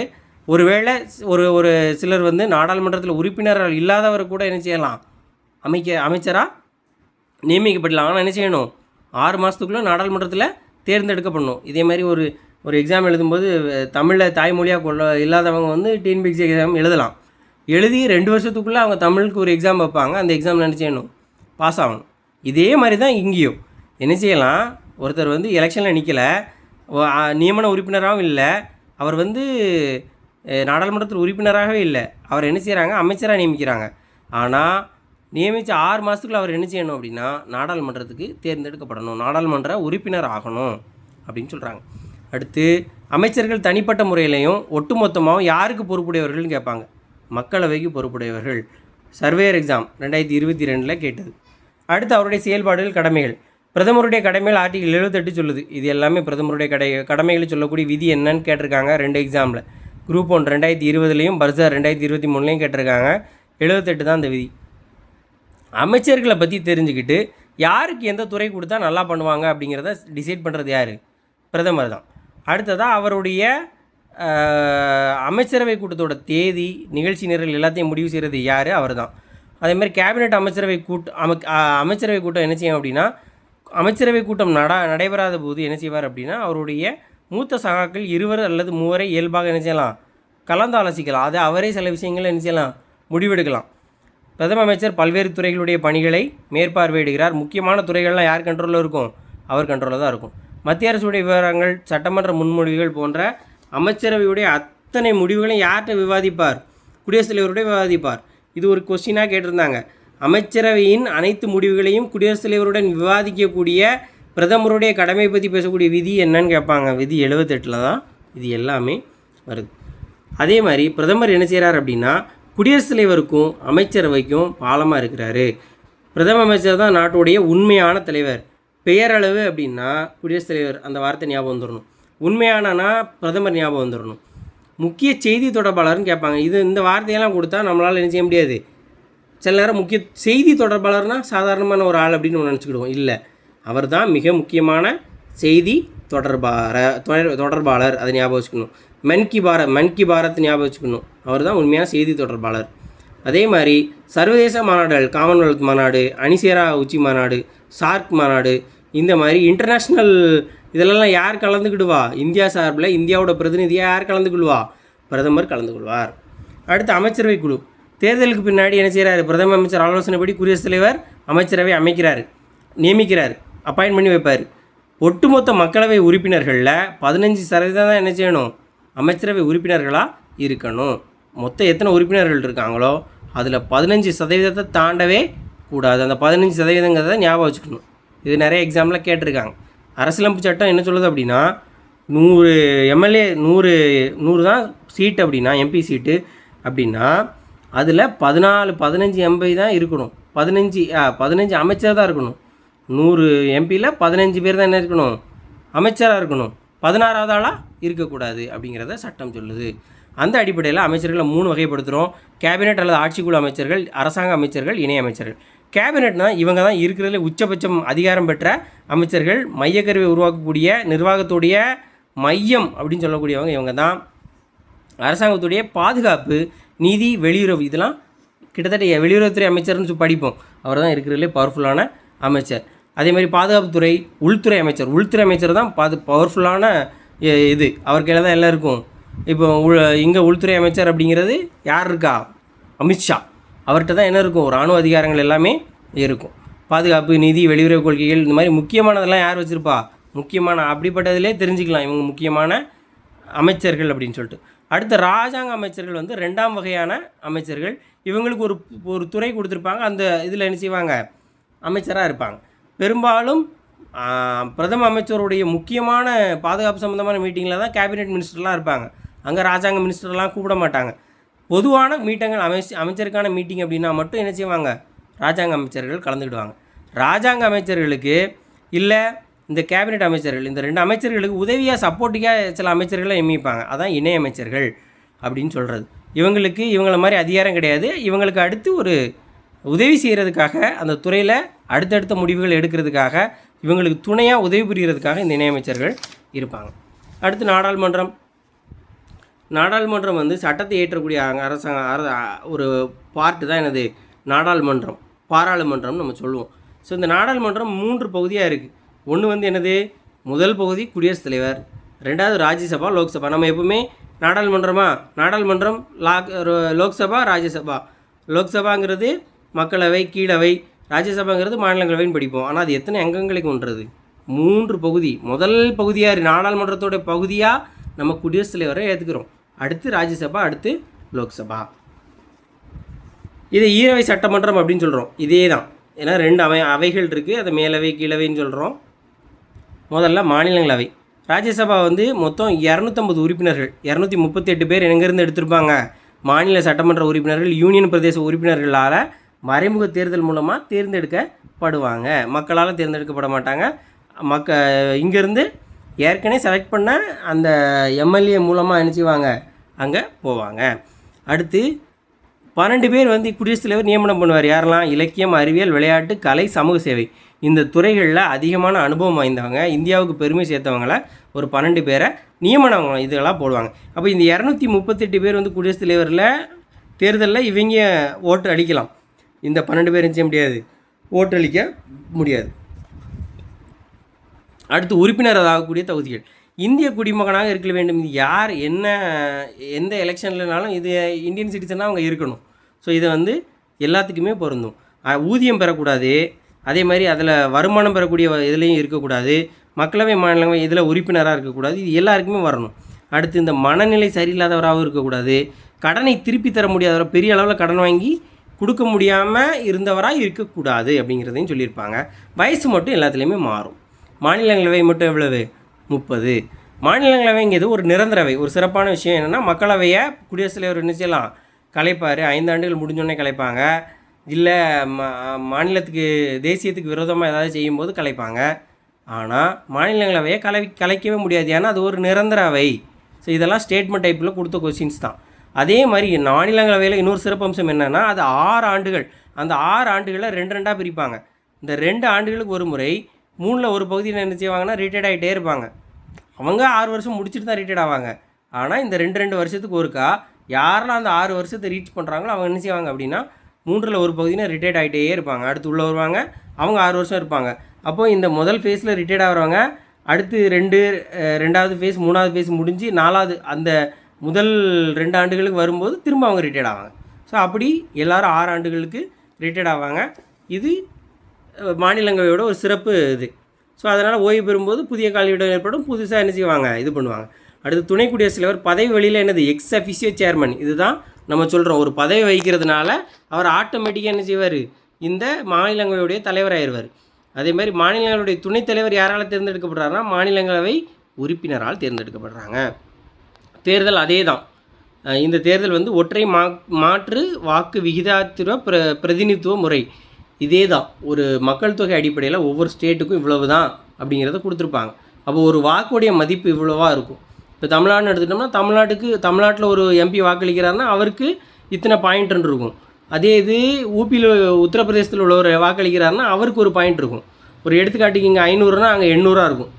அந்த மாதிரியான இதில் மொத்தமாக என்ன செய்வாங்க, எல்லாருடைய வாக்களிப்பையும் கூட்டி யார் அதிகமாக வந்திருக்காங்களோ அவங்களுக்கு என்ன செய்வாங்க, அவங்கள தேர்ந்தெடுப்பாங்க. இது மறைமுக தேர்தல் தான், மக்களால் இவங்க நேரடியாக தேர்ந்தெடுக்கப்பட மாட்டாங்க. அடுத்து ரொம்ப முக்கியமானது நிதி மசோதா. நிதி மசோதாவில் எல்லாமே கொஸ்டின் தான். நிதி மசோதாவை மாநிலங்களவையில் அறிமுகப்படுத்த முடியாது, மக்களவையில் மட்டும்தான் அறிமுகப்படுத்த முடியும். மாநிலங்களவையில் அதுக்கு நிதி மசோதாவுக்கு அதிகாரமே கிடையாது. மாநிலங்களவை ஒரு பேரளவில் உள்ளதா அப்படின்னு நம்ம எந்த இடத்துல புரிஞ்சுக்கிடுவோம் அப்படின்னா நிதி மசோதா இருக்கிறதுலே முக்கியமானது என்ன, பணம் சம்மந்தப்பட்ட விஷயம். அதில் மாநிலங்களவை ஒப்புதல் தேவையில்லை மக்களவைக்கு. அவங்க 14 நாள் அவங்ககிட்ட இருக்கும், அவ்வளோதான், அதை பார்த்துக்கலாம். அந்த மசோதாவை 14 நாள் வச்சுக்கலாம். அவங்க பெர்மிஷன் கொடுக்காம முதல் நாளே கொடுக்காம 14 நாள் வரைக்கும் நிப்பாட்டி வச்சுக்கலாம். அவ்வளோதான் பண்ண முடியும் அவங்களால. மற்றபடி அவங்க ஒப்புதல் கொடுக்கலாம், ஆட்டோமேட்டிக்காக என்ன வேணும், சட்டமாயிரும். அதில் மாதிரி இவங்க திருத்தம் சொன்னாலோ எது பண்ணாலோ அதை மக்களவை கன்சிடர் பண்ணுங்கிற அவசியமே இல்லை. இன்னொரு இது என்னென்னா 14 நாளுக்குள்ளே அவங்க திருப்பியும் அனுப்ப முடியாது. சில மசோதாக்களை திருப்பி அனுப்பலாம், ஆனால் நிதி மசோதாவை மாநிலங்களவையால் திருப்பி அனுப்பவே முடியாது. 14 நாள் இவங்களே ஒப்புதல் அளிக்கணும். ஒப்புதல் அளிக்கலாம், அது ஆட்டோமேட்டிக்காக என்ன செய்யும், சட்டமாயிரும். நிதி மசோதாவை யார்கிட்ட சொல்லிட்டு தான் அறிமுகப்படுத்தணும், குடியரசுத் தலைவருடைய அனுமதி பெற்று தான் என்ன செய்யணும், அறிமுகப்படுத்தணும். அதேமாதிரி நிதி மசோதாவா இல்லையாங்கிறத யார் முடிவு பண்ணுவா, சபாநாயகர் முடிவு பண்ணுவார். ஸோ இதெல்லாம் ரொம்ப முக்கியமான பாயிண்ட். அடுத்து மக்களவையை பொறுத்த வரைக்கும் அதிகபட்சமாக எவ்வளோ உறுப்பினர்கள் இருப்பாங்க, 552 இருப்பாங்க. 530 பேர் இங்கேருந்து மாநிலங்கள்லேருந்து தேர்ந்தெடுக்கப்படுறாங்க. 13 பேர் யூனியன் பிரதேசத்துலேருந்து தேர்ந்தெடுக்கப்படுறாங்க, 543. 2 பேர் ஆங்கிலோ இந்தியன் அப்படின்னு சொல்லியிருக்காங்க. மொத்தமாக பார்த்தோம்னா 543, 45, அதிகபட்சம் 52 வரைக்கும் இருக்கலாம். ஆனால் 545 வரைக்கும் இருக்குது இப்போதைக்கு. அதில் இந்த 2மே என்ன செய்யாது, கிடையாது. மக்களவை உறுப்பினருக்கு தகுதி அப்படின்னு பார்த்தோம்னா 2 இந்திய குடிமகன் எல்லாத்துலேயுமே வர்றது தான். இங்கே 25 வயசு இருக்கிறதுலே கம்மியானது நம்ம பார்த்தோம், யார், பஞ்சாயத்துக்கு தான். அதுக்கு அடுத்து இவங்க தான். வாக்காளர் பட்டியலில் பேர் இருக்கணும், ஊதியம் பெற பதவியில் இருக்கக்கூடாது, மனநிலை சரியில்லாதவராக இருக்கக்கூடாது, கடனை திருப்பி தர இயலாதவராக இருக்கக்கூடாது. நார்மலாக அங்கே என்னெல்லாம் வருதோ அது இங்கேயும் திரும்ப இதாகும். ஆனால் இங்கே ஆட்சி காலம் எவ்வளவு? 5 ஆண்டுகள் தான் அவங்களுக்கு பதவி காலம். குடியரசுத் தலைவர் என்ன செய்யலாம்? அமைச்சருடைய ஆலோசனையின் பேரில் 5 ஆண்டு முடிகிறதுக்கு முன்னாடியே கலைக்கணும், என்ன செய்யலாம்? கலைக்கலாம். முடிஞ்ச பிறகு ஆட்டோமேட்டிக்காக கலைஞ்சிரும். அவசர நிலை நம்பிக்கை வாக்கெடுப்பில் ஒரு கூட்டணிக்கு பெரும்பான்மை இல்லை அப்படின்னா திடீர்னு நம்பிக்கை வாக்கெடுப்புன்னு வைப்பாங்க. அப்போ பெரும்பான்மை பெற்ற கட்சியில் உள்ளவங்க எங்கேயோ வெளியில் போயிட்டாங்க, இல்லை இந்த ஆதரவாக வாக்களிக்கலை அப்படின்னா ஆட்டோமேட்டிக்காக அவங்களுடைய பெரும்பான்மையை நிரூபிக்க முடியாது. பெரும்பான்மை எந்த கட்சி எப்போ நிரூபிக்க முடியலனாலும் அப்போவே என்ன செஞ்சுருவாங்க? அந்த மக்களவையை கலைச்சிருவாங்க. தேர்தல் மக்களவை தேர்தல்ங்கிறது மக்களால் நடத்தப்படுது. 18 வயசு இருக்கவங்க எல்லோரும் என்ன செய்யலாம்? வாக்களிக்கலாம். எல்லா மசோதாக்களையும் என்ன செய்ய முடியும்? மக்களவையில் அறிமுகப்படுத்த முடியும், நிறைவேற்றவும் முடியும். நிதி மசோதா உட்பட மக்களவைக்கு அவ்வளோ பவர் இருக்கும். மாநிலங்களவைக்கு தான் சில இதில் ரெஸ்ட்ரிக்ஷன் இருக்கும். அதே மாதிரி குடியரசுத் தலைவர், உச்சநீதிமன்ற நீதிபதிகள் இதில் வந்து 2 இந்த பதவி நீக்கம் பொறுத்த வரைக்கும் 2 அவையிலையுமே அறிமுகப்படுத்துவாங்க. அப்போது மாநிலங்களவை மாதிரி மக்களவைக்கும் அதிகாரம் இருக்குது. அதே மாதிரி சம அதிகாரம்னா அதிகமாகவே இருக்கும் நிதி இதில் விஷயங்களில் மட்டும். நிதி மசோதாவை எங்கே அறிமுகப்படுத்த முடியும்? மக்களவையில் மட்டும்தான் அறிமுகப்படுத்த முடியும். அதே மாதிரி நம்பிக்கையில்லா தீர்மானம் எங்கே மட்டும் அறிமுகப்படுத்த முடியும்? மக்களவையில் மட்டும்தான் அறிமுகப்படுத்த முடியும். அது மாதிரி இன்னொரு விஷயம் என்னென்னா, மக்களவை நம்பிக்கையில்லா தீர்மானம் நிறைவேற்றதுக்கு குறைஞ்சபட்சம் 50 உறுப்பினர்கள் முன்மொழிஞ்சால் தான் அந்த தீர்மானத்தை நம்ம நினைச்ச முடியும், கொண்டு வர முடியும். மக்களவை உறுப்பினர்கள் தான் குடியரசுத் தலைவர், துணை குடியரசுத் தலைவர் எல்லாரையும் தேர்ந்தெடுக்கக்கூடிய அதிகாரம் படைத்துள்ளனர். அது மாதிரி தமிழகத்துக்கு ஃபிக்ஸ் பண்ணியிருக்காங்க. மாநிலங்களவை உறுப்பினர்கள் அப்படிங்கிறது 18 பேர் தான் என்ன செய்யலாம்? மாநிலங்களவைக்கு தமிழ்நாட்டிலேருந்து போகலாம். மக்களவைக்கு 39 எம்பிஸ் வந்து என்ன செய்யலாம்? பொதுவாக புதுச்சேரியை நம்ம கூட சேர்த்து 40-40ன்னு சொல்லுவோம். தமிழகத்தை பொறுத்த வரைக்கும் 39, இங்கே 18. இங்கே 18 மாநிலங்களோட 2 மடங்கு மக்களவையில் நம்ம போகிறோம். சபாநாயகர், மக்களவை தலைமையேற்றி நடத்துகிறவர் தான் சபாநாயகர். மக்களவை உறுப்பினரால் தேர்ந்தெடுக்கப்படுறாரு. அதாவது நம்ம வாக்களிக்கக்கூடிய ஒரு நபர் தான் அங்கே பாராளுமன்றத்துக்கு போகிறாரு. அந்த பாராளுமன்றத்தை அந்த கட்சிகள் எல்லாம் சேர்ந்து ஒரு மனதாக ஒருத்தர் தேர்ந்தெடுப்பாங்க. அவர் தான் சபாநாயகர். அதாவது பெரும்பான்மை பெற்ற கட்சியிலேருந்து தான் பெரும்பாலும் நிப்பாட்டுவாங்க. அவர் என்ன செய்வார் அப்படின்னா, ஒருவேளை மக்களவை கலைக்கப்பட்டாலும் புதிய சபாநாயகர் வர்ற வரைக்கும் அவர் இந்த இடத்துல சபாநாயகராக இருப்பார். 2 அவைகளுடைய கூட்டத்துக்கும் தலைமை தாங்கிறது யார் அப்படின்னா சபாநாயகர். நிதி மசோதாவை ரொம்ப ரொம்ப ரொம்ப ரொம்ப முக்கியமான ஒரு மசோதா. இது வந்து மணி பில்லா இல்லையாங்கிறத டிசைட் பண்ணுறது யார்?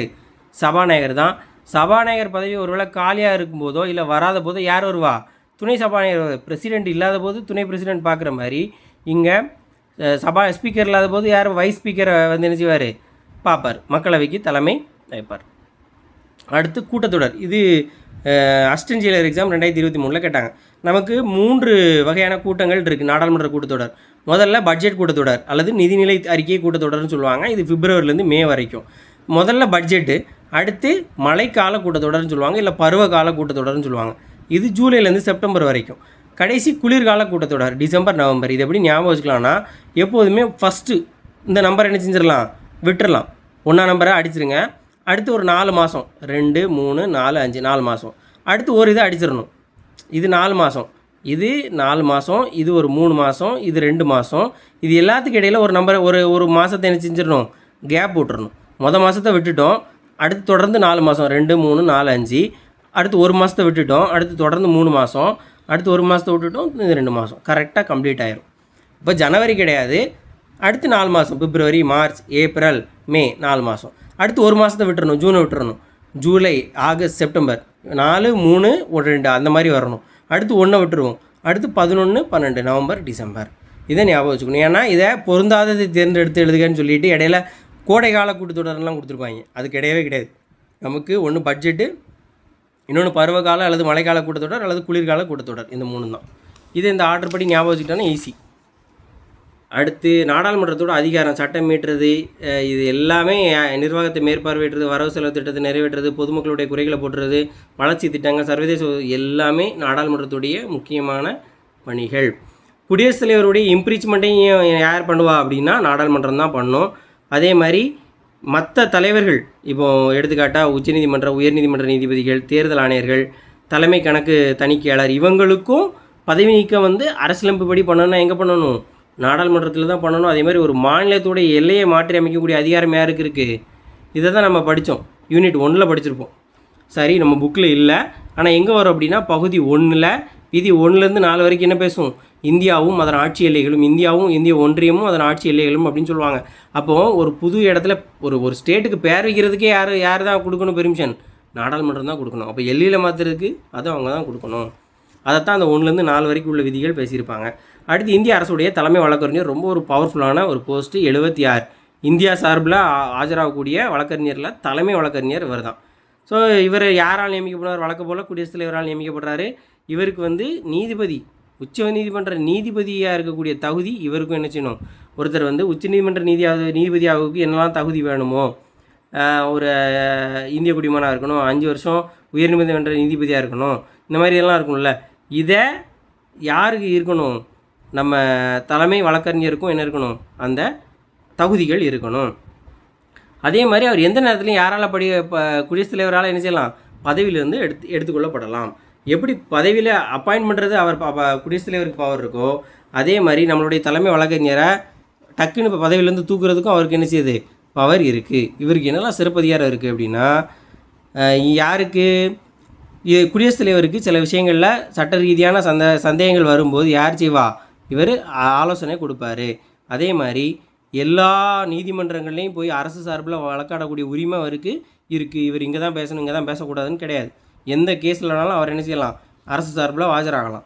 அடுத்து 2 அவைகளையும் பேசுகிறதுக்கும் பங்கு கொள்றதுக்கும் இவருக்கு உரிமை உண்டு. ஆனால் வாக்களிக்க கூட உரிமை கிடையாது. அதை மட்டும் ஞாபகம் வச்சுக்கணும். வாக்களிக்கும் உரிமை, கூட்டத்திலே அவர் வந்து போகலாம், பேசலாம், பங்கு கொள்ளலாம், அதுக்கெலாம் உரிமை இருக்குது. ஆனால் வாக்களிக்கக்கூடிய உரிமை மட்டும்தான் அவருக்கு கிடையாது. கிட்டத்தட்ட நாடாளுமன்றத்துக்கு கிடைக்கக்கூடிய எல்லா சலுகைகளும் சட்ட விலக்களிப்பு எல்லாமே இவருக்கு உண்டு. வாக்களிக்க உரிமை மட்டும் கிடையாது. அப்போ எது இங்கே find the odd one out மாதிரி எது வித்தியாசமாக இருக்கோ அதை மட்டும் ஞாபகம் வச்சுக்கிட்டாலே போதும். அப்போது இந்திய தலைமை வழக்கறிஞருக்கு ஒரே ஒரு விஷயம், அவர் நாடாளுமன்றத்தில் வாக்களிக்க முடியாது. ஏதோ ஒரு விவகாரத்தில், ஒரு சட்டமாக்குறதுலையோ, ஏதோ ஒரு இதுலேயோ, நம்பிக்கையில்லா தீர்மானம் ஏதோ ஒன்று, அவர் எதுலேயுமே வாக்களிக்க முடியாது. அதை மட்டும் நம்ம தெரிஞ்சுக்கணும். கடைசியாக நீதித்துறை, 3வது அங்கம்ங்கிறது நீதித்துறை.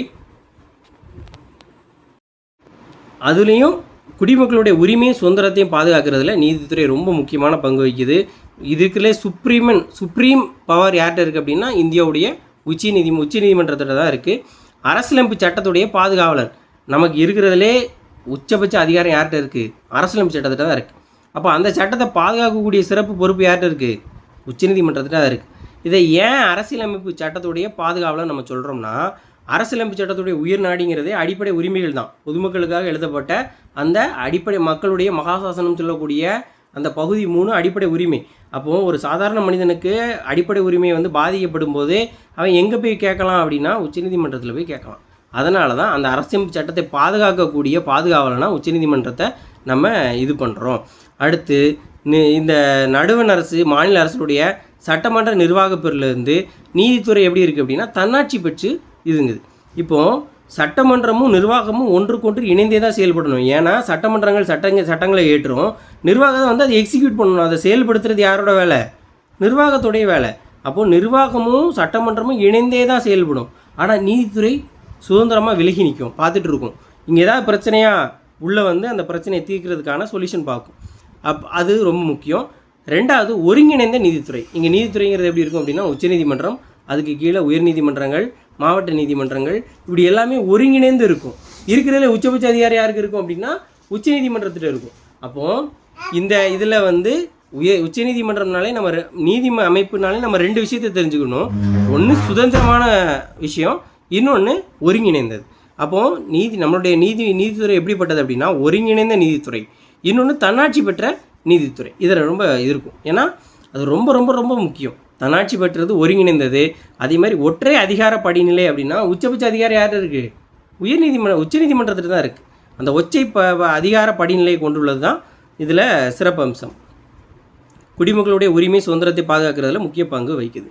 முதல்ல புதுடில்லியில் இந்த உச்சநீதிமன்றம் இருக்குது. எப்போ அமைக்கப்பட்டது அப்படின்னா 1950 ஜனவரி 28 அமைக்கப்பட்டது. 1935ஆம் ஆண்டு இந்திய அரசு சட்டம் நமக்கு தெரியுமில்ல, நம்மளுடைய அரசியலமைப்பில் பெரும்பான்மையான எடுக்கப்பட்டதுங்க இந்திய அரசு சட்டத்தில் 1935. இந்த அரசு சட்டம் ஃபெடரல் கோர்ட் அப்படிங்கிறத ஒன்று கொண்டு வருவாங்க, கூட்டாட்சி நீதிமன்றம் அப்படிங்கிறத கொண்டு வருவாங்க. அதை தொடர்ந்து என்ன செஞ்சுருப்போம், நம்ம உச்சநீதிமன்றத்தை அமைச்சிருப்போம். அப்போ கூட்டாட்சி நீதிமன்றம் அமைக்கப்பட்ட ஆண்டுன்னு கேட்டால் 35, உச்சநீதிமன்றம் 50. ஏன்னா நம்ம சுதந்திரம் அடைஞ்சதுக்கப்புறம் அரசியலமைப்பு சட்டத்தை நம்ம கொண்டு வந்துட்டோம். அதுக்கு முன்னாடி இந்த சட்டம் 1935ஆம் ஆண்டு இந்திய அரசு சட்டம் படி தான் அவங்க வந்து அந்த தீர்ப்பு சொல்லிகிட்டு இருக்காங்க.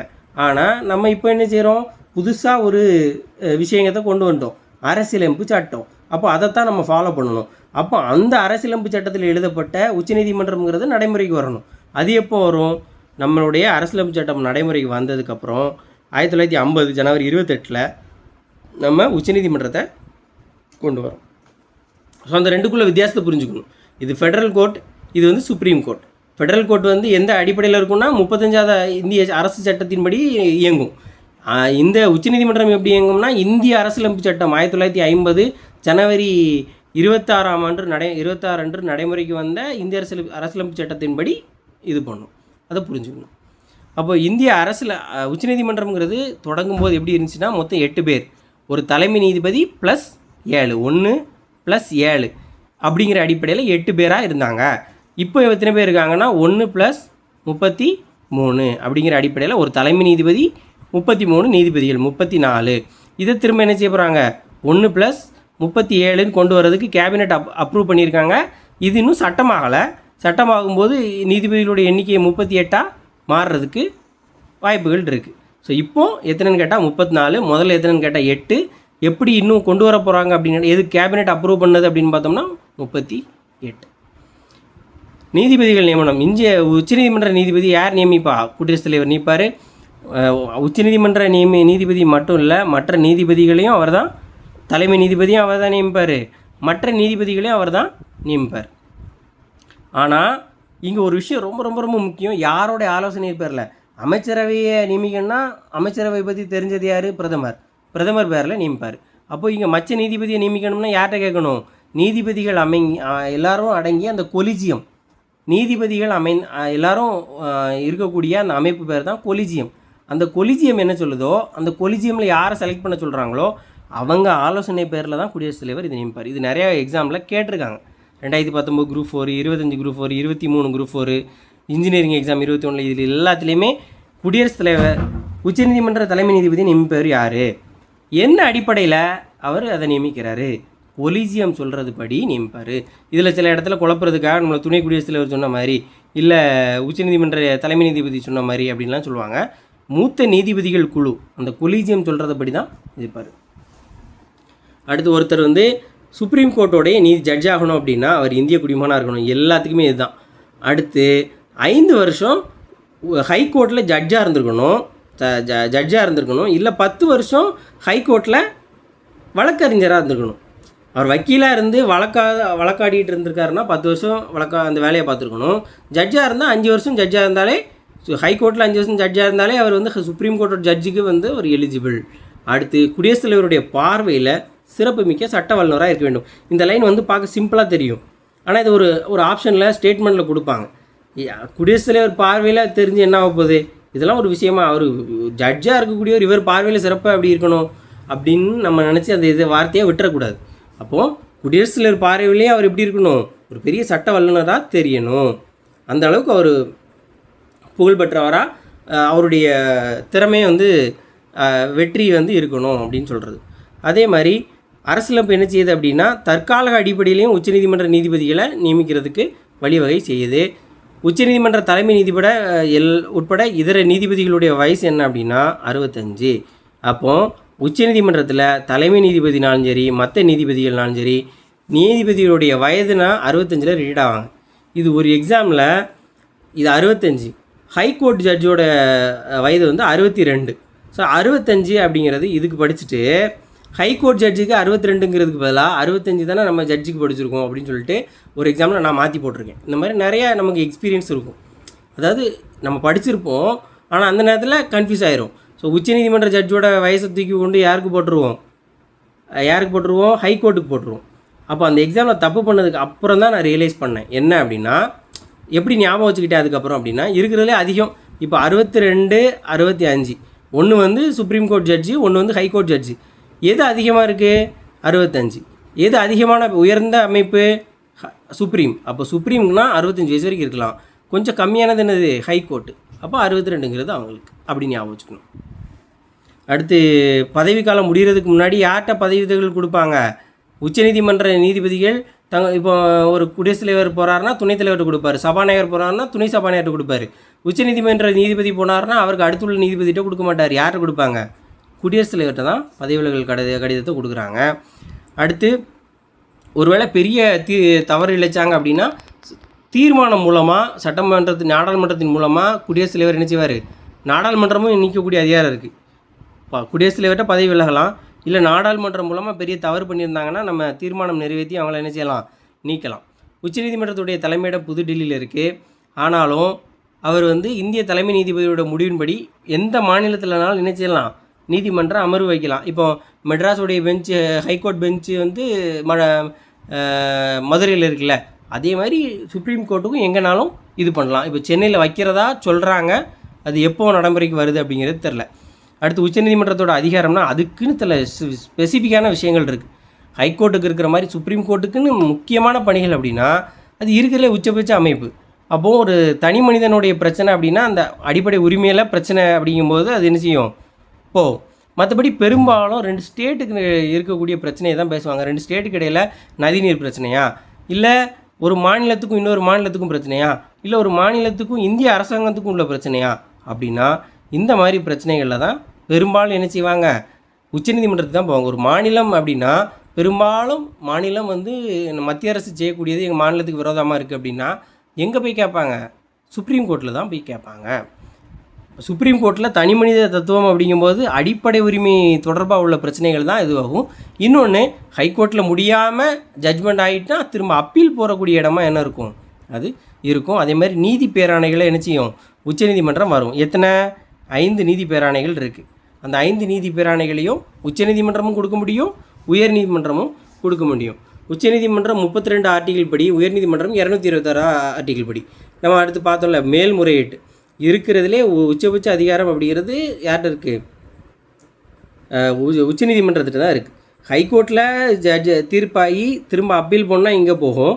இங்கே அப்பீல் ஆகிடுச்சுன்னா அடுத்து அப்பீல் போக முடியாது. ஸோ பெரும்பாலும் மற்ற கேஸில் உள்ள அப்பீல் கேஸை தான் இது பார்ப்பாங்க, இங்கே பார்ப்பாங்க. இங்கே என்ன ஜட்ஜ்மெண்ட் வருதோ அதான் ஃபைனல் ஜட்ஜ்மெண்ட். அதே மாதிரி அரசியலமைப்பு சட்டப்படி நீதிமன்றம் சான்றிதழ் அளித்தால் மட்டுமே அதை எங்கே கொண்டு போக முடியும்? உச்சநீதிமன்றத்துக்கு கொண்டு போக முடியும். அடுத்து ஆலோசனை. அரசியலமைப்பு சட்டம் குடியரசுத் தலைவருக்கு அதிகாரம் கொடுக்கறதுக்கு உச்சநீதிமன்றத்திலேருந்து ஆலோசனை குடியரசுத் தலைவருக்கு வாங்கிக்கலாம். அது அரசியலமைப்பு சட்டம் சொல்லுது. குடியரசுத் தலைவருக்கு சில விஷயத்தில் சந்தேகம் இருக்கும்போது அதை யார் கிளியர் பண்ணலாம்? உச்சநீதிமன்றம் கிளியர் பண்ணலாம் அப்படிங்கிறத சொல்லக்கூடிய விதி என்ன? விதி 143 143 ஆலோசனை கொடுக்கக்கூடிய விதி. உச்சநீதிமன்றம் ஒரு ஒரு தீர்ப்பு கொடுத்துச்சுன்னா அது இந்தியாவில் உள்ள எல்லா நீதிமன்றத்தையும் என்ன செய்யும்? கட்டுப்படுத்தும். அந்த அளவுக்கு பவர்ஃபுல்லானது உச்சநீதிமன்றம். குடியரசுடைய ஒப்புதல் பெற்று நீதிமன்றத்துடைய பொதுவான செயல்முறை வழிமுறைகளை ஒழுங்குபடுத்தக்கூடிய விதிகளை உருவாக்கக்கூடிய அதிகாரம் யாருக்கு இருக்குது? இவங்களுக்கு இருக்குது. அடுத்து நீதி புனராய்வு. ஒரு சட்டம் நீதி புனராய்வு அப்படிங்கிறது என்ன? ஜுடிஷியல் ரிவ்யூ அப்படின்னு சொல்லுவாங்க. ஒரு நீதி ஒரு ஒரு ஒரு சட்டம் வருது, அது அரசியலமைப்புக்கு விரோதமாக இருக்குது அப்படின்னா அதை மறுபடி ஆய்வு செய்யணும். அது சரியாக இருக்கா, அது சரிதானா, அரசியலமைப்பு சட்டப்படி சரிதானா அப்படின்னு திரும்ப அதை ரிவ்யூ பண்ணக்கூடியது தான் இந்த நீதி புனராய்வு. பெரும்பாலும் நடுவண் அரசு மாநிலங்களுக்கு பிரச்சனை, அரசியலமைப்பு சட்டத்தில் ஒரு சந்தேகம் வருது அப்படின்னா இப்போ நிறைய தடவை வரும். முகவுரை அரசியலமைப்போட ஒரு பகுதி தான்பாங்க, முகவுரை அரசியலமைப்போட பகுதி இல்லைம்பாங்க, முகவுரை அடிப்படையில் நம்ம சட்டங்களை செயல்படுத்தலாம்னு சொல்லுவாங்க. ஸோ இது மாதிரி நிறைய இது வரும்போது அரசியலமைப்பு சட்டத்தை ஆராய்ச்சி பண்ணி அதிலிருந்து கொடுக்கக்கூடிய உரிமை யாருக்கு இருக்குது அப்படின்னா உச்சநீதிமன்றத்துக்கு இருக்குது. அடிப்படை உரிமையை பாதுகாக்கிறது அவங்களோட வேலை. மாநில சட்டமன்றம் இயற்றக்கூடிய சட்டங்கள் முரணாகும் போது அது தப்பு அப்படின்னு அறிவிக்கக்கூடிய அதிகாரம் யாருக்கு இருக்குது? இவங்களுக்கு இருக்குது. இதில் நம்ம பார்க்காம ஏதோ ஒன்று விட்டோம், இதுதான் விட்டோம். எனது குடியரசுத் தலைவரை பொறுத்த வரைக்கும் புதுடில்லியில் அவருக்கு ராஷ்டிரபதி பவன் தான் அவருடைய இல்லம். அவருடைய இல்லமும் ஆஃபீஸும் ஒரே இடத்துல தான் இருக்கும். அது எங்கே இருக்கும்? புதுடில்லியில் இருக்கக்கூடிய ராஷ்டிரபதி பவன். இங்கே கவர்னரோட இடம் ராஜ்பவன் அப்படின்னு நம்ம சொல்லுவோம். அது ராஷ்டிரபதி பவன். அதே மாதிரி அவருக்கு வேறு 2 இடத்துல என்ன இருக்குது. ஒன்று நார்த்தில், இன்னொன்று சவுத்தில். நார்த்தில் எங்கே இருக்குது அப்படின்னா சிம்லாவில் இருக்குது. சிம்லாவில் இருக்கக்கூடிய பில்டிங் பேர் ரிட்ரீட் பில்டிங். அடுத்து ஹைதராபாத், இங்கே சவுத்தில் ஹைதராபாத்தில் இருக்குது. அதில் ராஷ்டிரபதி நிலையம் இந்த ரெண்டும் இருக்குது. ஒன்று வடக்கில் இருக்குது, இன்னொன்று தெற்கில் இருக்குது. மெயின் அவருடைய ஹோம் அஃபிஷியலானது அப்படின்னு பார்த்தோம்னா புதுடில்லியில் உள்ள ராஷ்டிரபதி பவன் தான் அவருடைய இல்லம், அவருடைய ஆஃபீஸும் அங்கே தான் இருக்குது.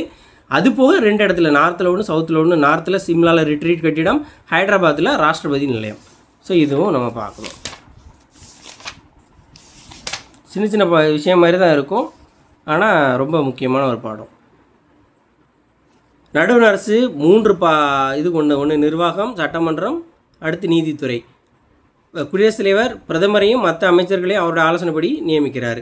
நாடாளுமன்றம் 3 பகுதி நமக்கு தெரியும், மக்களவை, மாநிலங்களவை, இன்னொன்று என்னது குடியரசுத் தலைவர். அடுத்து தலைமை வழக்கறிஞர், நாட்டோடைய உயர்ந்த சட்ட அதிகாரி. அவர் யாரால் நியமிக்கப்படுவார்? குடியரசுத் தலைவரால் நியமிக்கப்படுவார். அரசியலமைப்பு சட்டத்தோட பாதுகாவலன் உச்சநீதிமன்றம். உச்சநீதிமன்ற தலைமை நீதிபதி யார் நியமிப்பார்? குடியரசுத் தலைவர் நியமிப்பார்.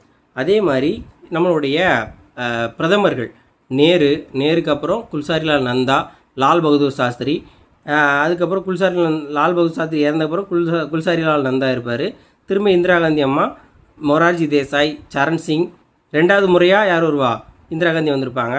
அடுத்து ராஜீவ் காந்தி, விபி சிங்கு, சந்திரசேகர், நரசிம்மராவ், அடல் பிகாரி வாஜ்பாய், ஹச்டி தேவகவுடா, ஐகே குஜரால். திரும்ப வாஜ்பாய் இங்கே வந்து 13 நாளில் அவங்க 14 நாள்லையா அவங்களுடைய ஆட்சி வந்து கவுந்துரும். அப்போது யார் வருவா?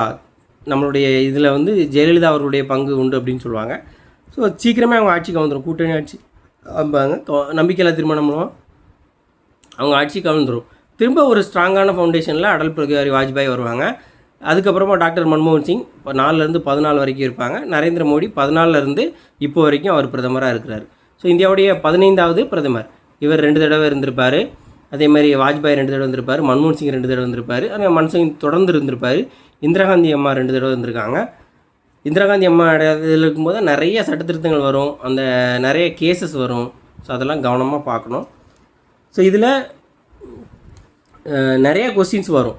யாருடைய காலத்தில் இந்த இது வந்துச்சு, யாருடைய அமைச்சர் பிரதமராக இருக்கும்போது வந்து 42வது சட்டத்திருத்தம் வந்துச்சு, யார் பிரதமராக இருக்கும்போது ப்ளூ ஸ்டார் ஆப்ரேஷன் நடந்துச்சு, இந்த மாதிரி தொங்கு பாராளுமன்றம் யாருடைய ஆட்சி காலத்தில் வந்துச்சு, இப்படி பிரதமரை பற்றி நிறைய கேள்விகள் கேட்பாங்க. ஸோ அதை படித்து வச்சுக்கணும். அது இல்லைனா 12th கொஸ்டின் பார்க்கும்போது நம்ம பார்க்கலாம்.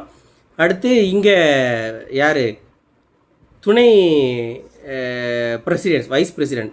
ஃபஸ்ட்டு ராதாகிருஷ்ணன், அடுத்து Zakir Hussain, VV Giri, GS Pathak, BD Jatti, M Hidayatullah, R Venkataraman, Shankar Dayal Sharma, KR Narayanan, Krishan Kant, BS Shekhawat, Hamid Ansari, Venkaiah Naidu, Jagdeep Dhankhar, CP Radhakrishnan. இப்போதைக்கு அவர் துணை குடியரசுத் தலைவராக இருக்கிறார்.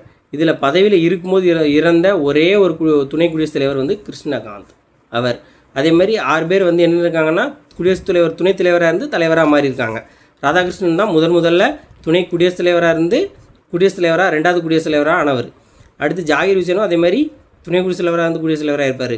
விவி கிரி இதை ரிசைன் பண்ணிவிட்டு எலெக்ஷன் நின்று குடியரசுத் தலைவராக மாறி இருப்பார். வெங்கட்ராமன் அதுக்கடுத்து என்ன செஞ்சிருப்பார்? குடியரசுத் தலைவராக மாறி இருப்பார். சங்கர் தயாள் சர்மா, நாராயணன் இவங்க எல்லாருமே துணை குடியரசுத் தலைவராக இருந்துட்டு அடுத்து குடியரசுத் தலைவராக மாறியிருப்பாங்க.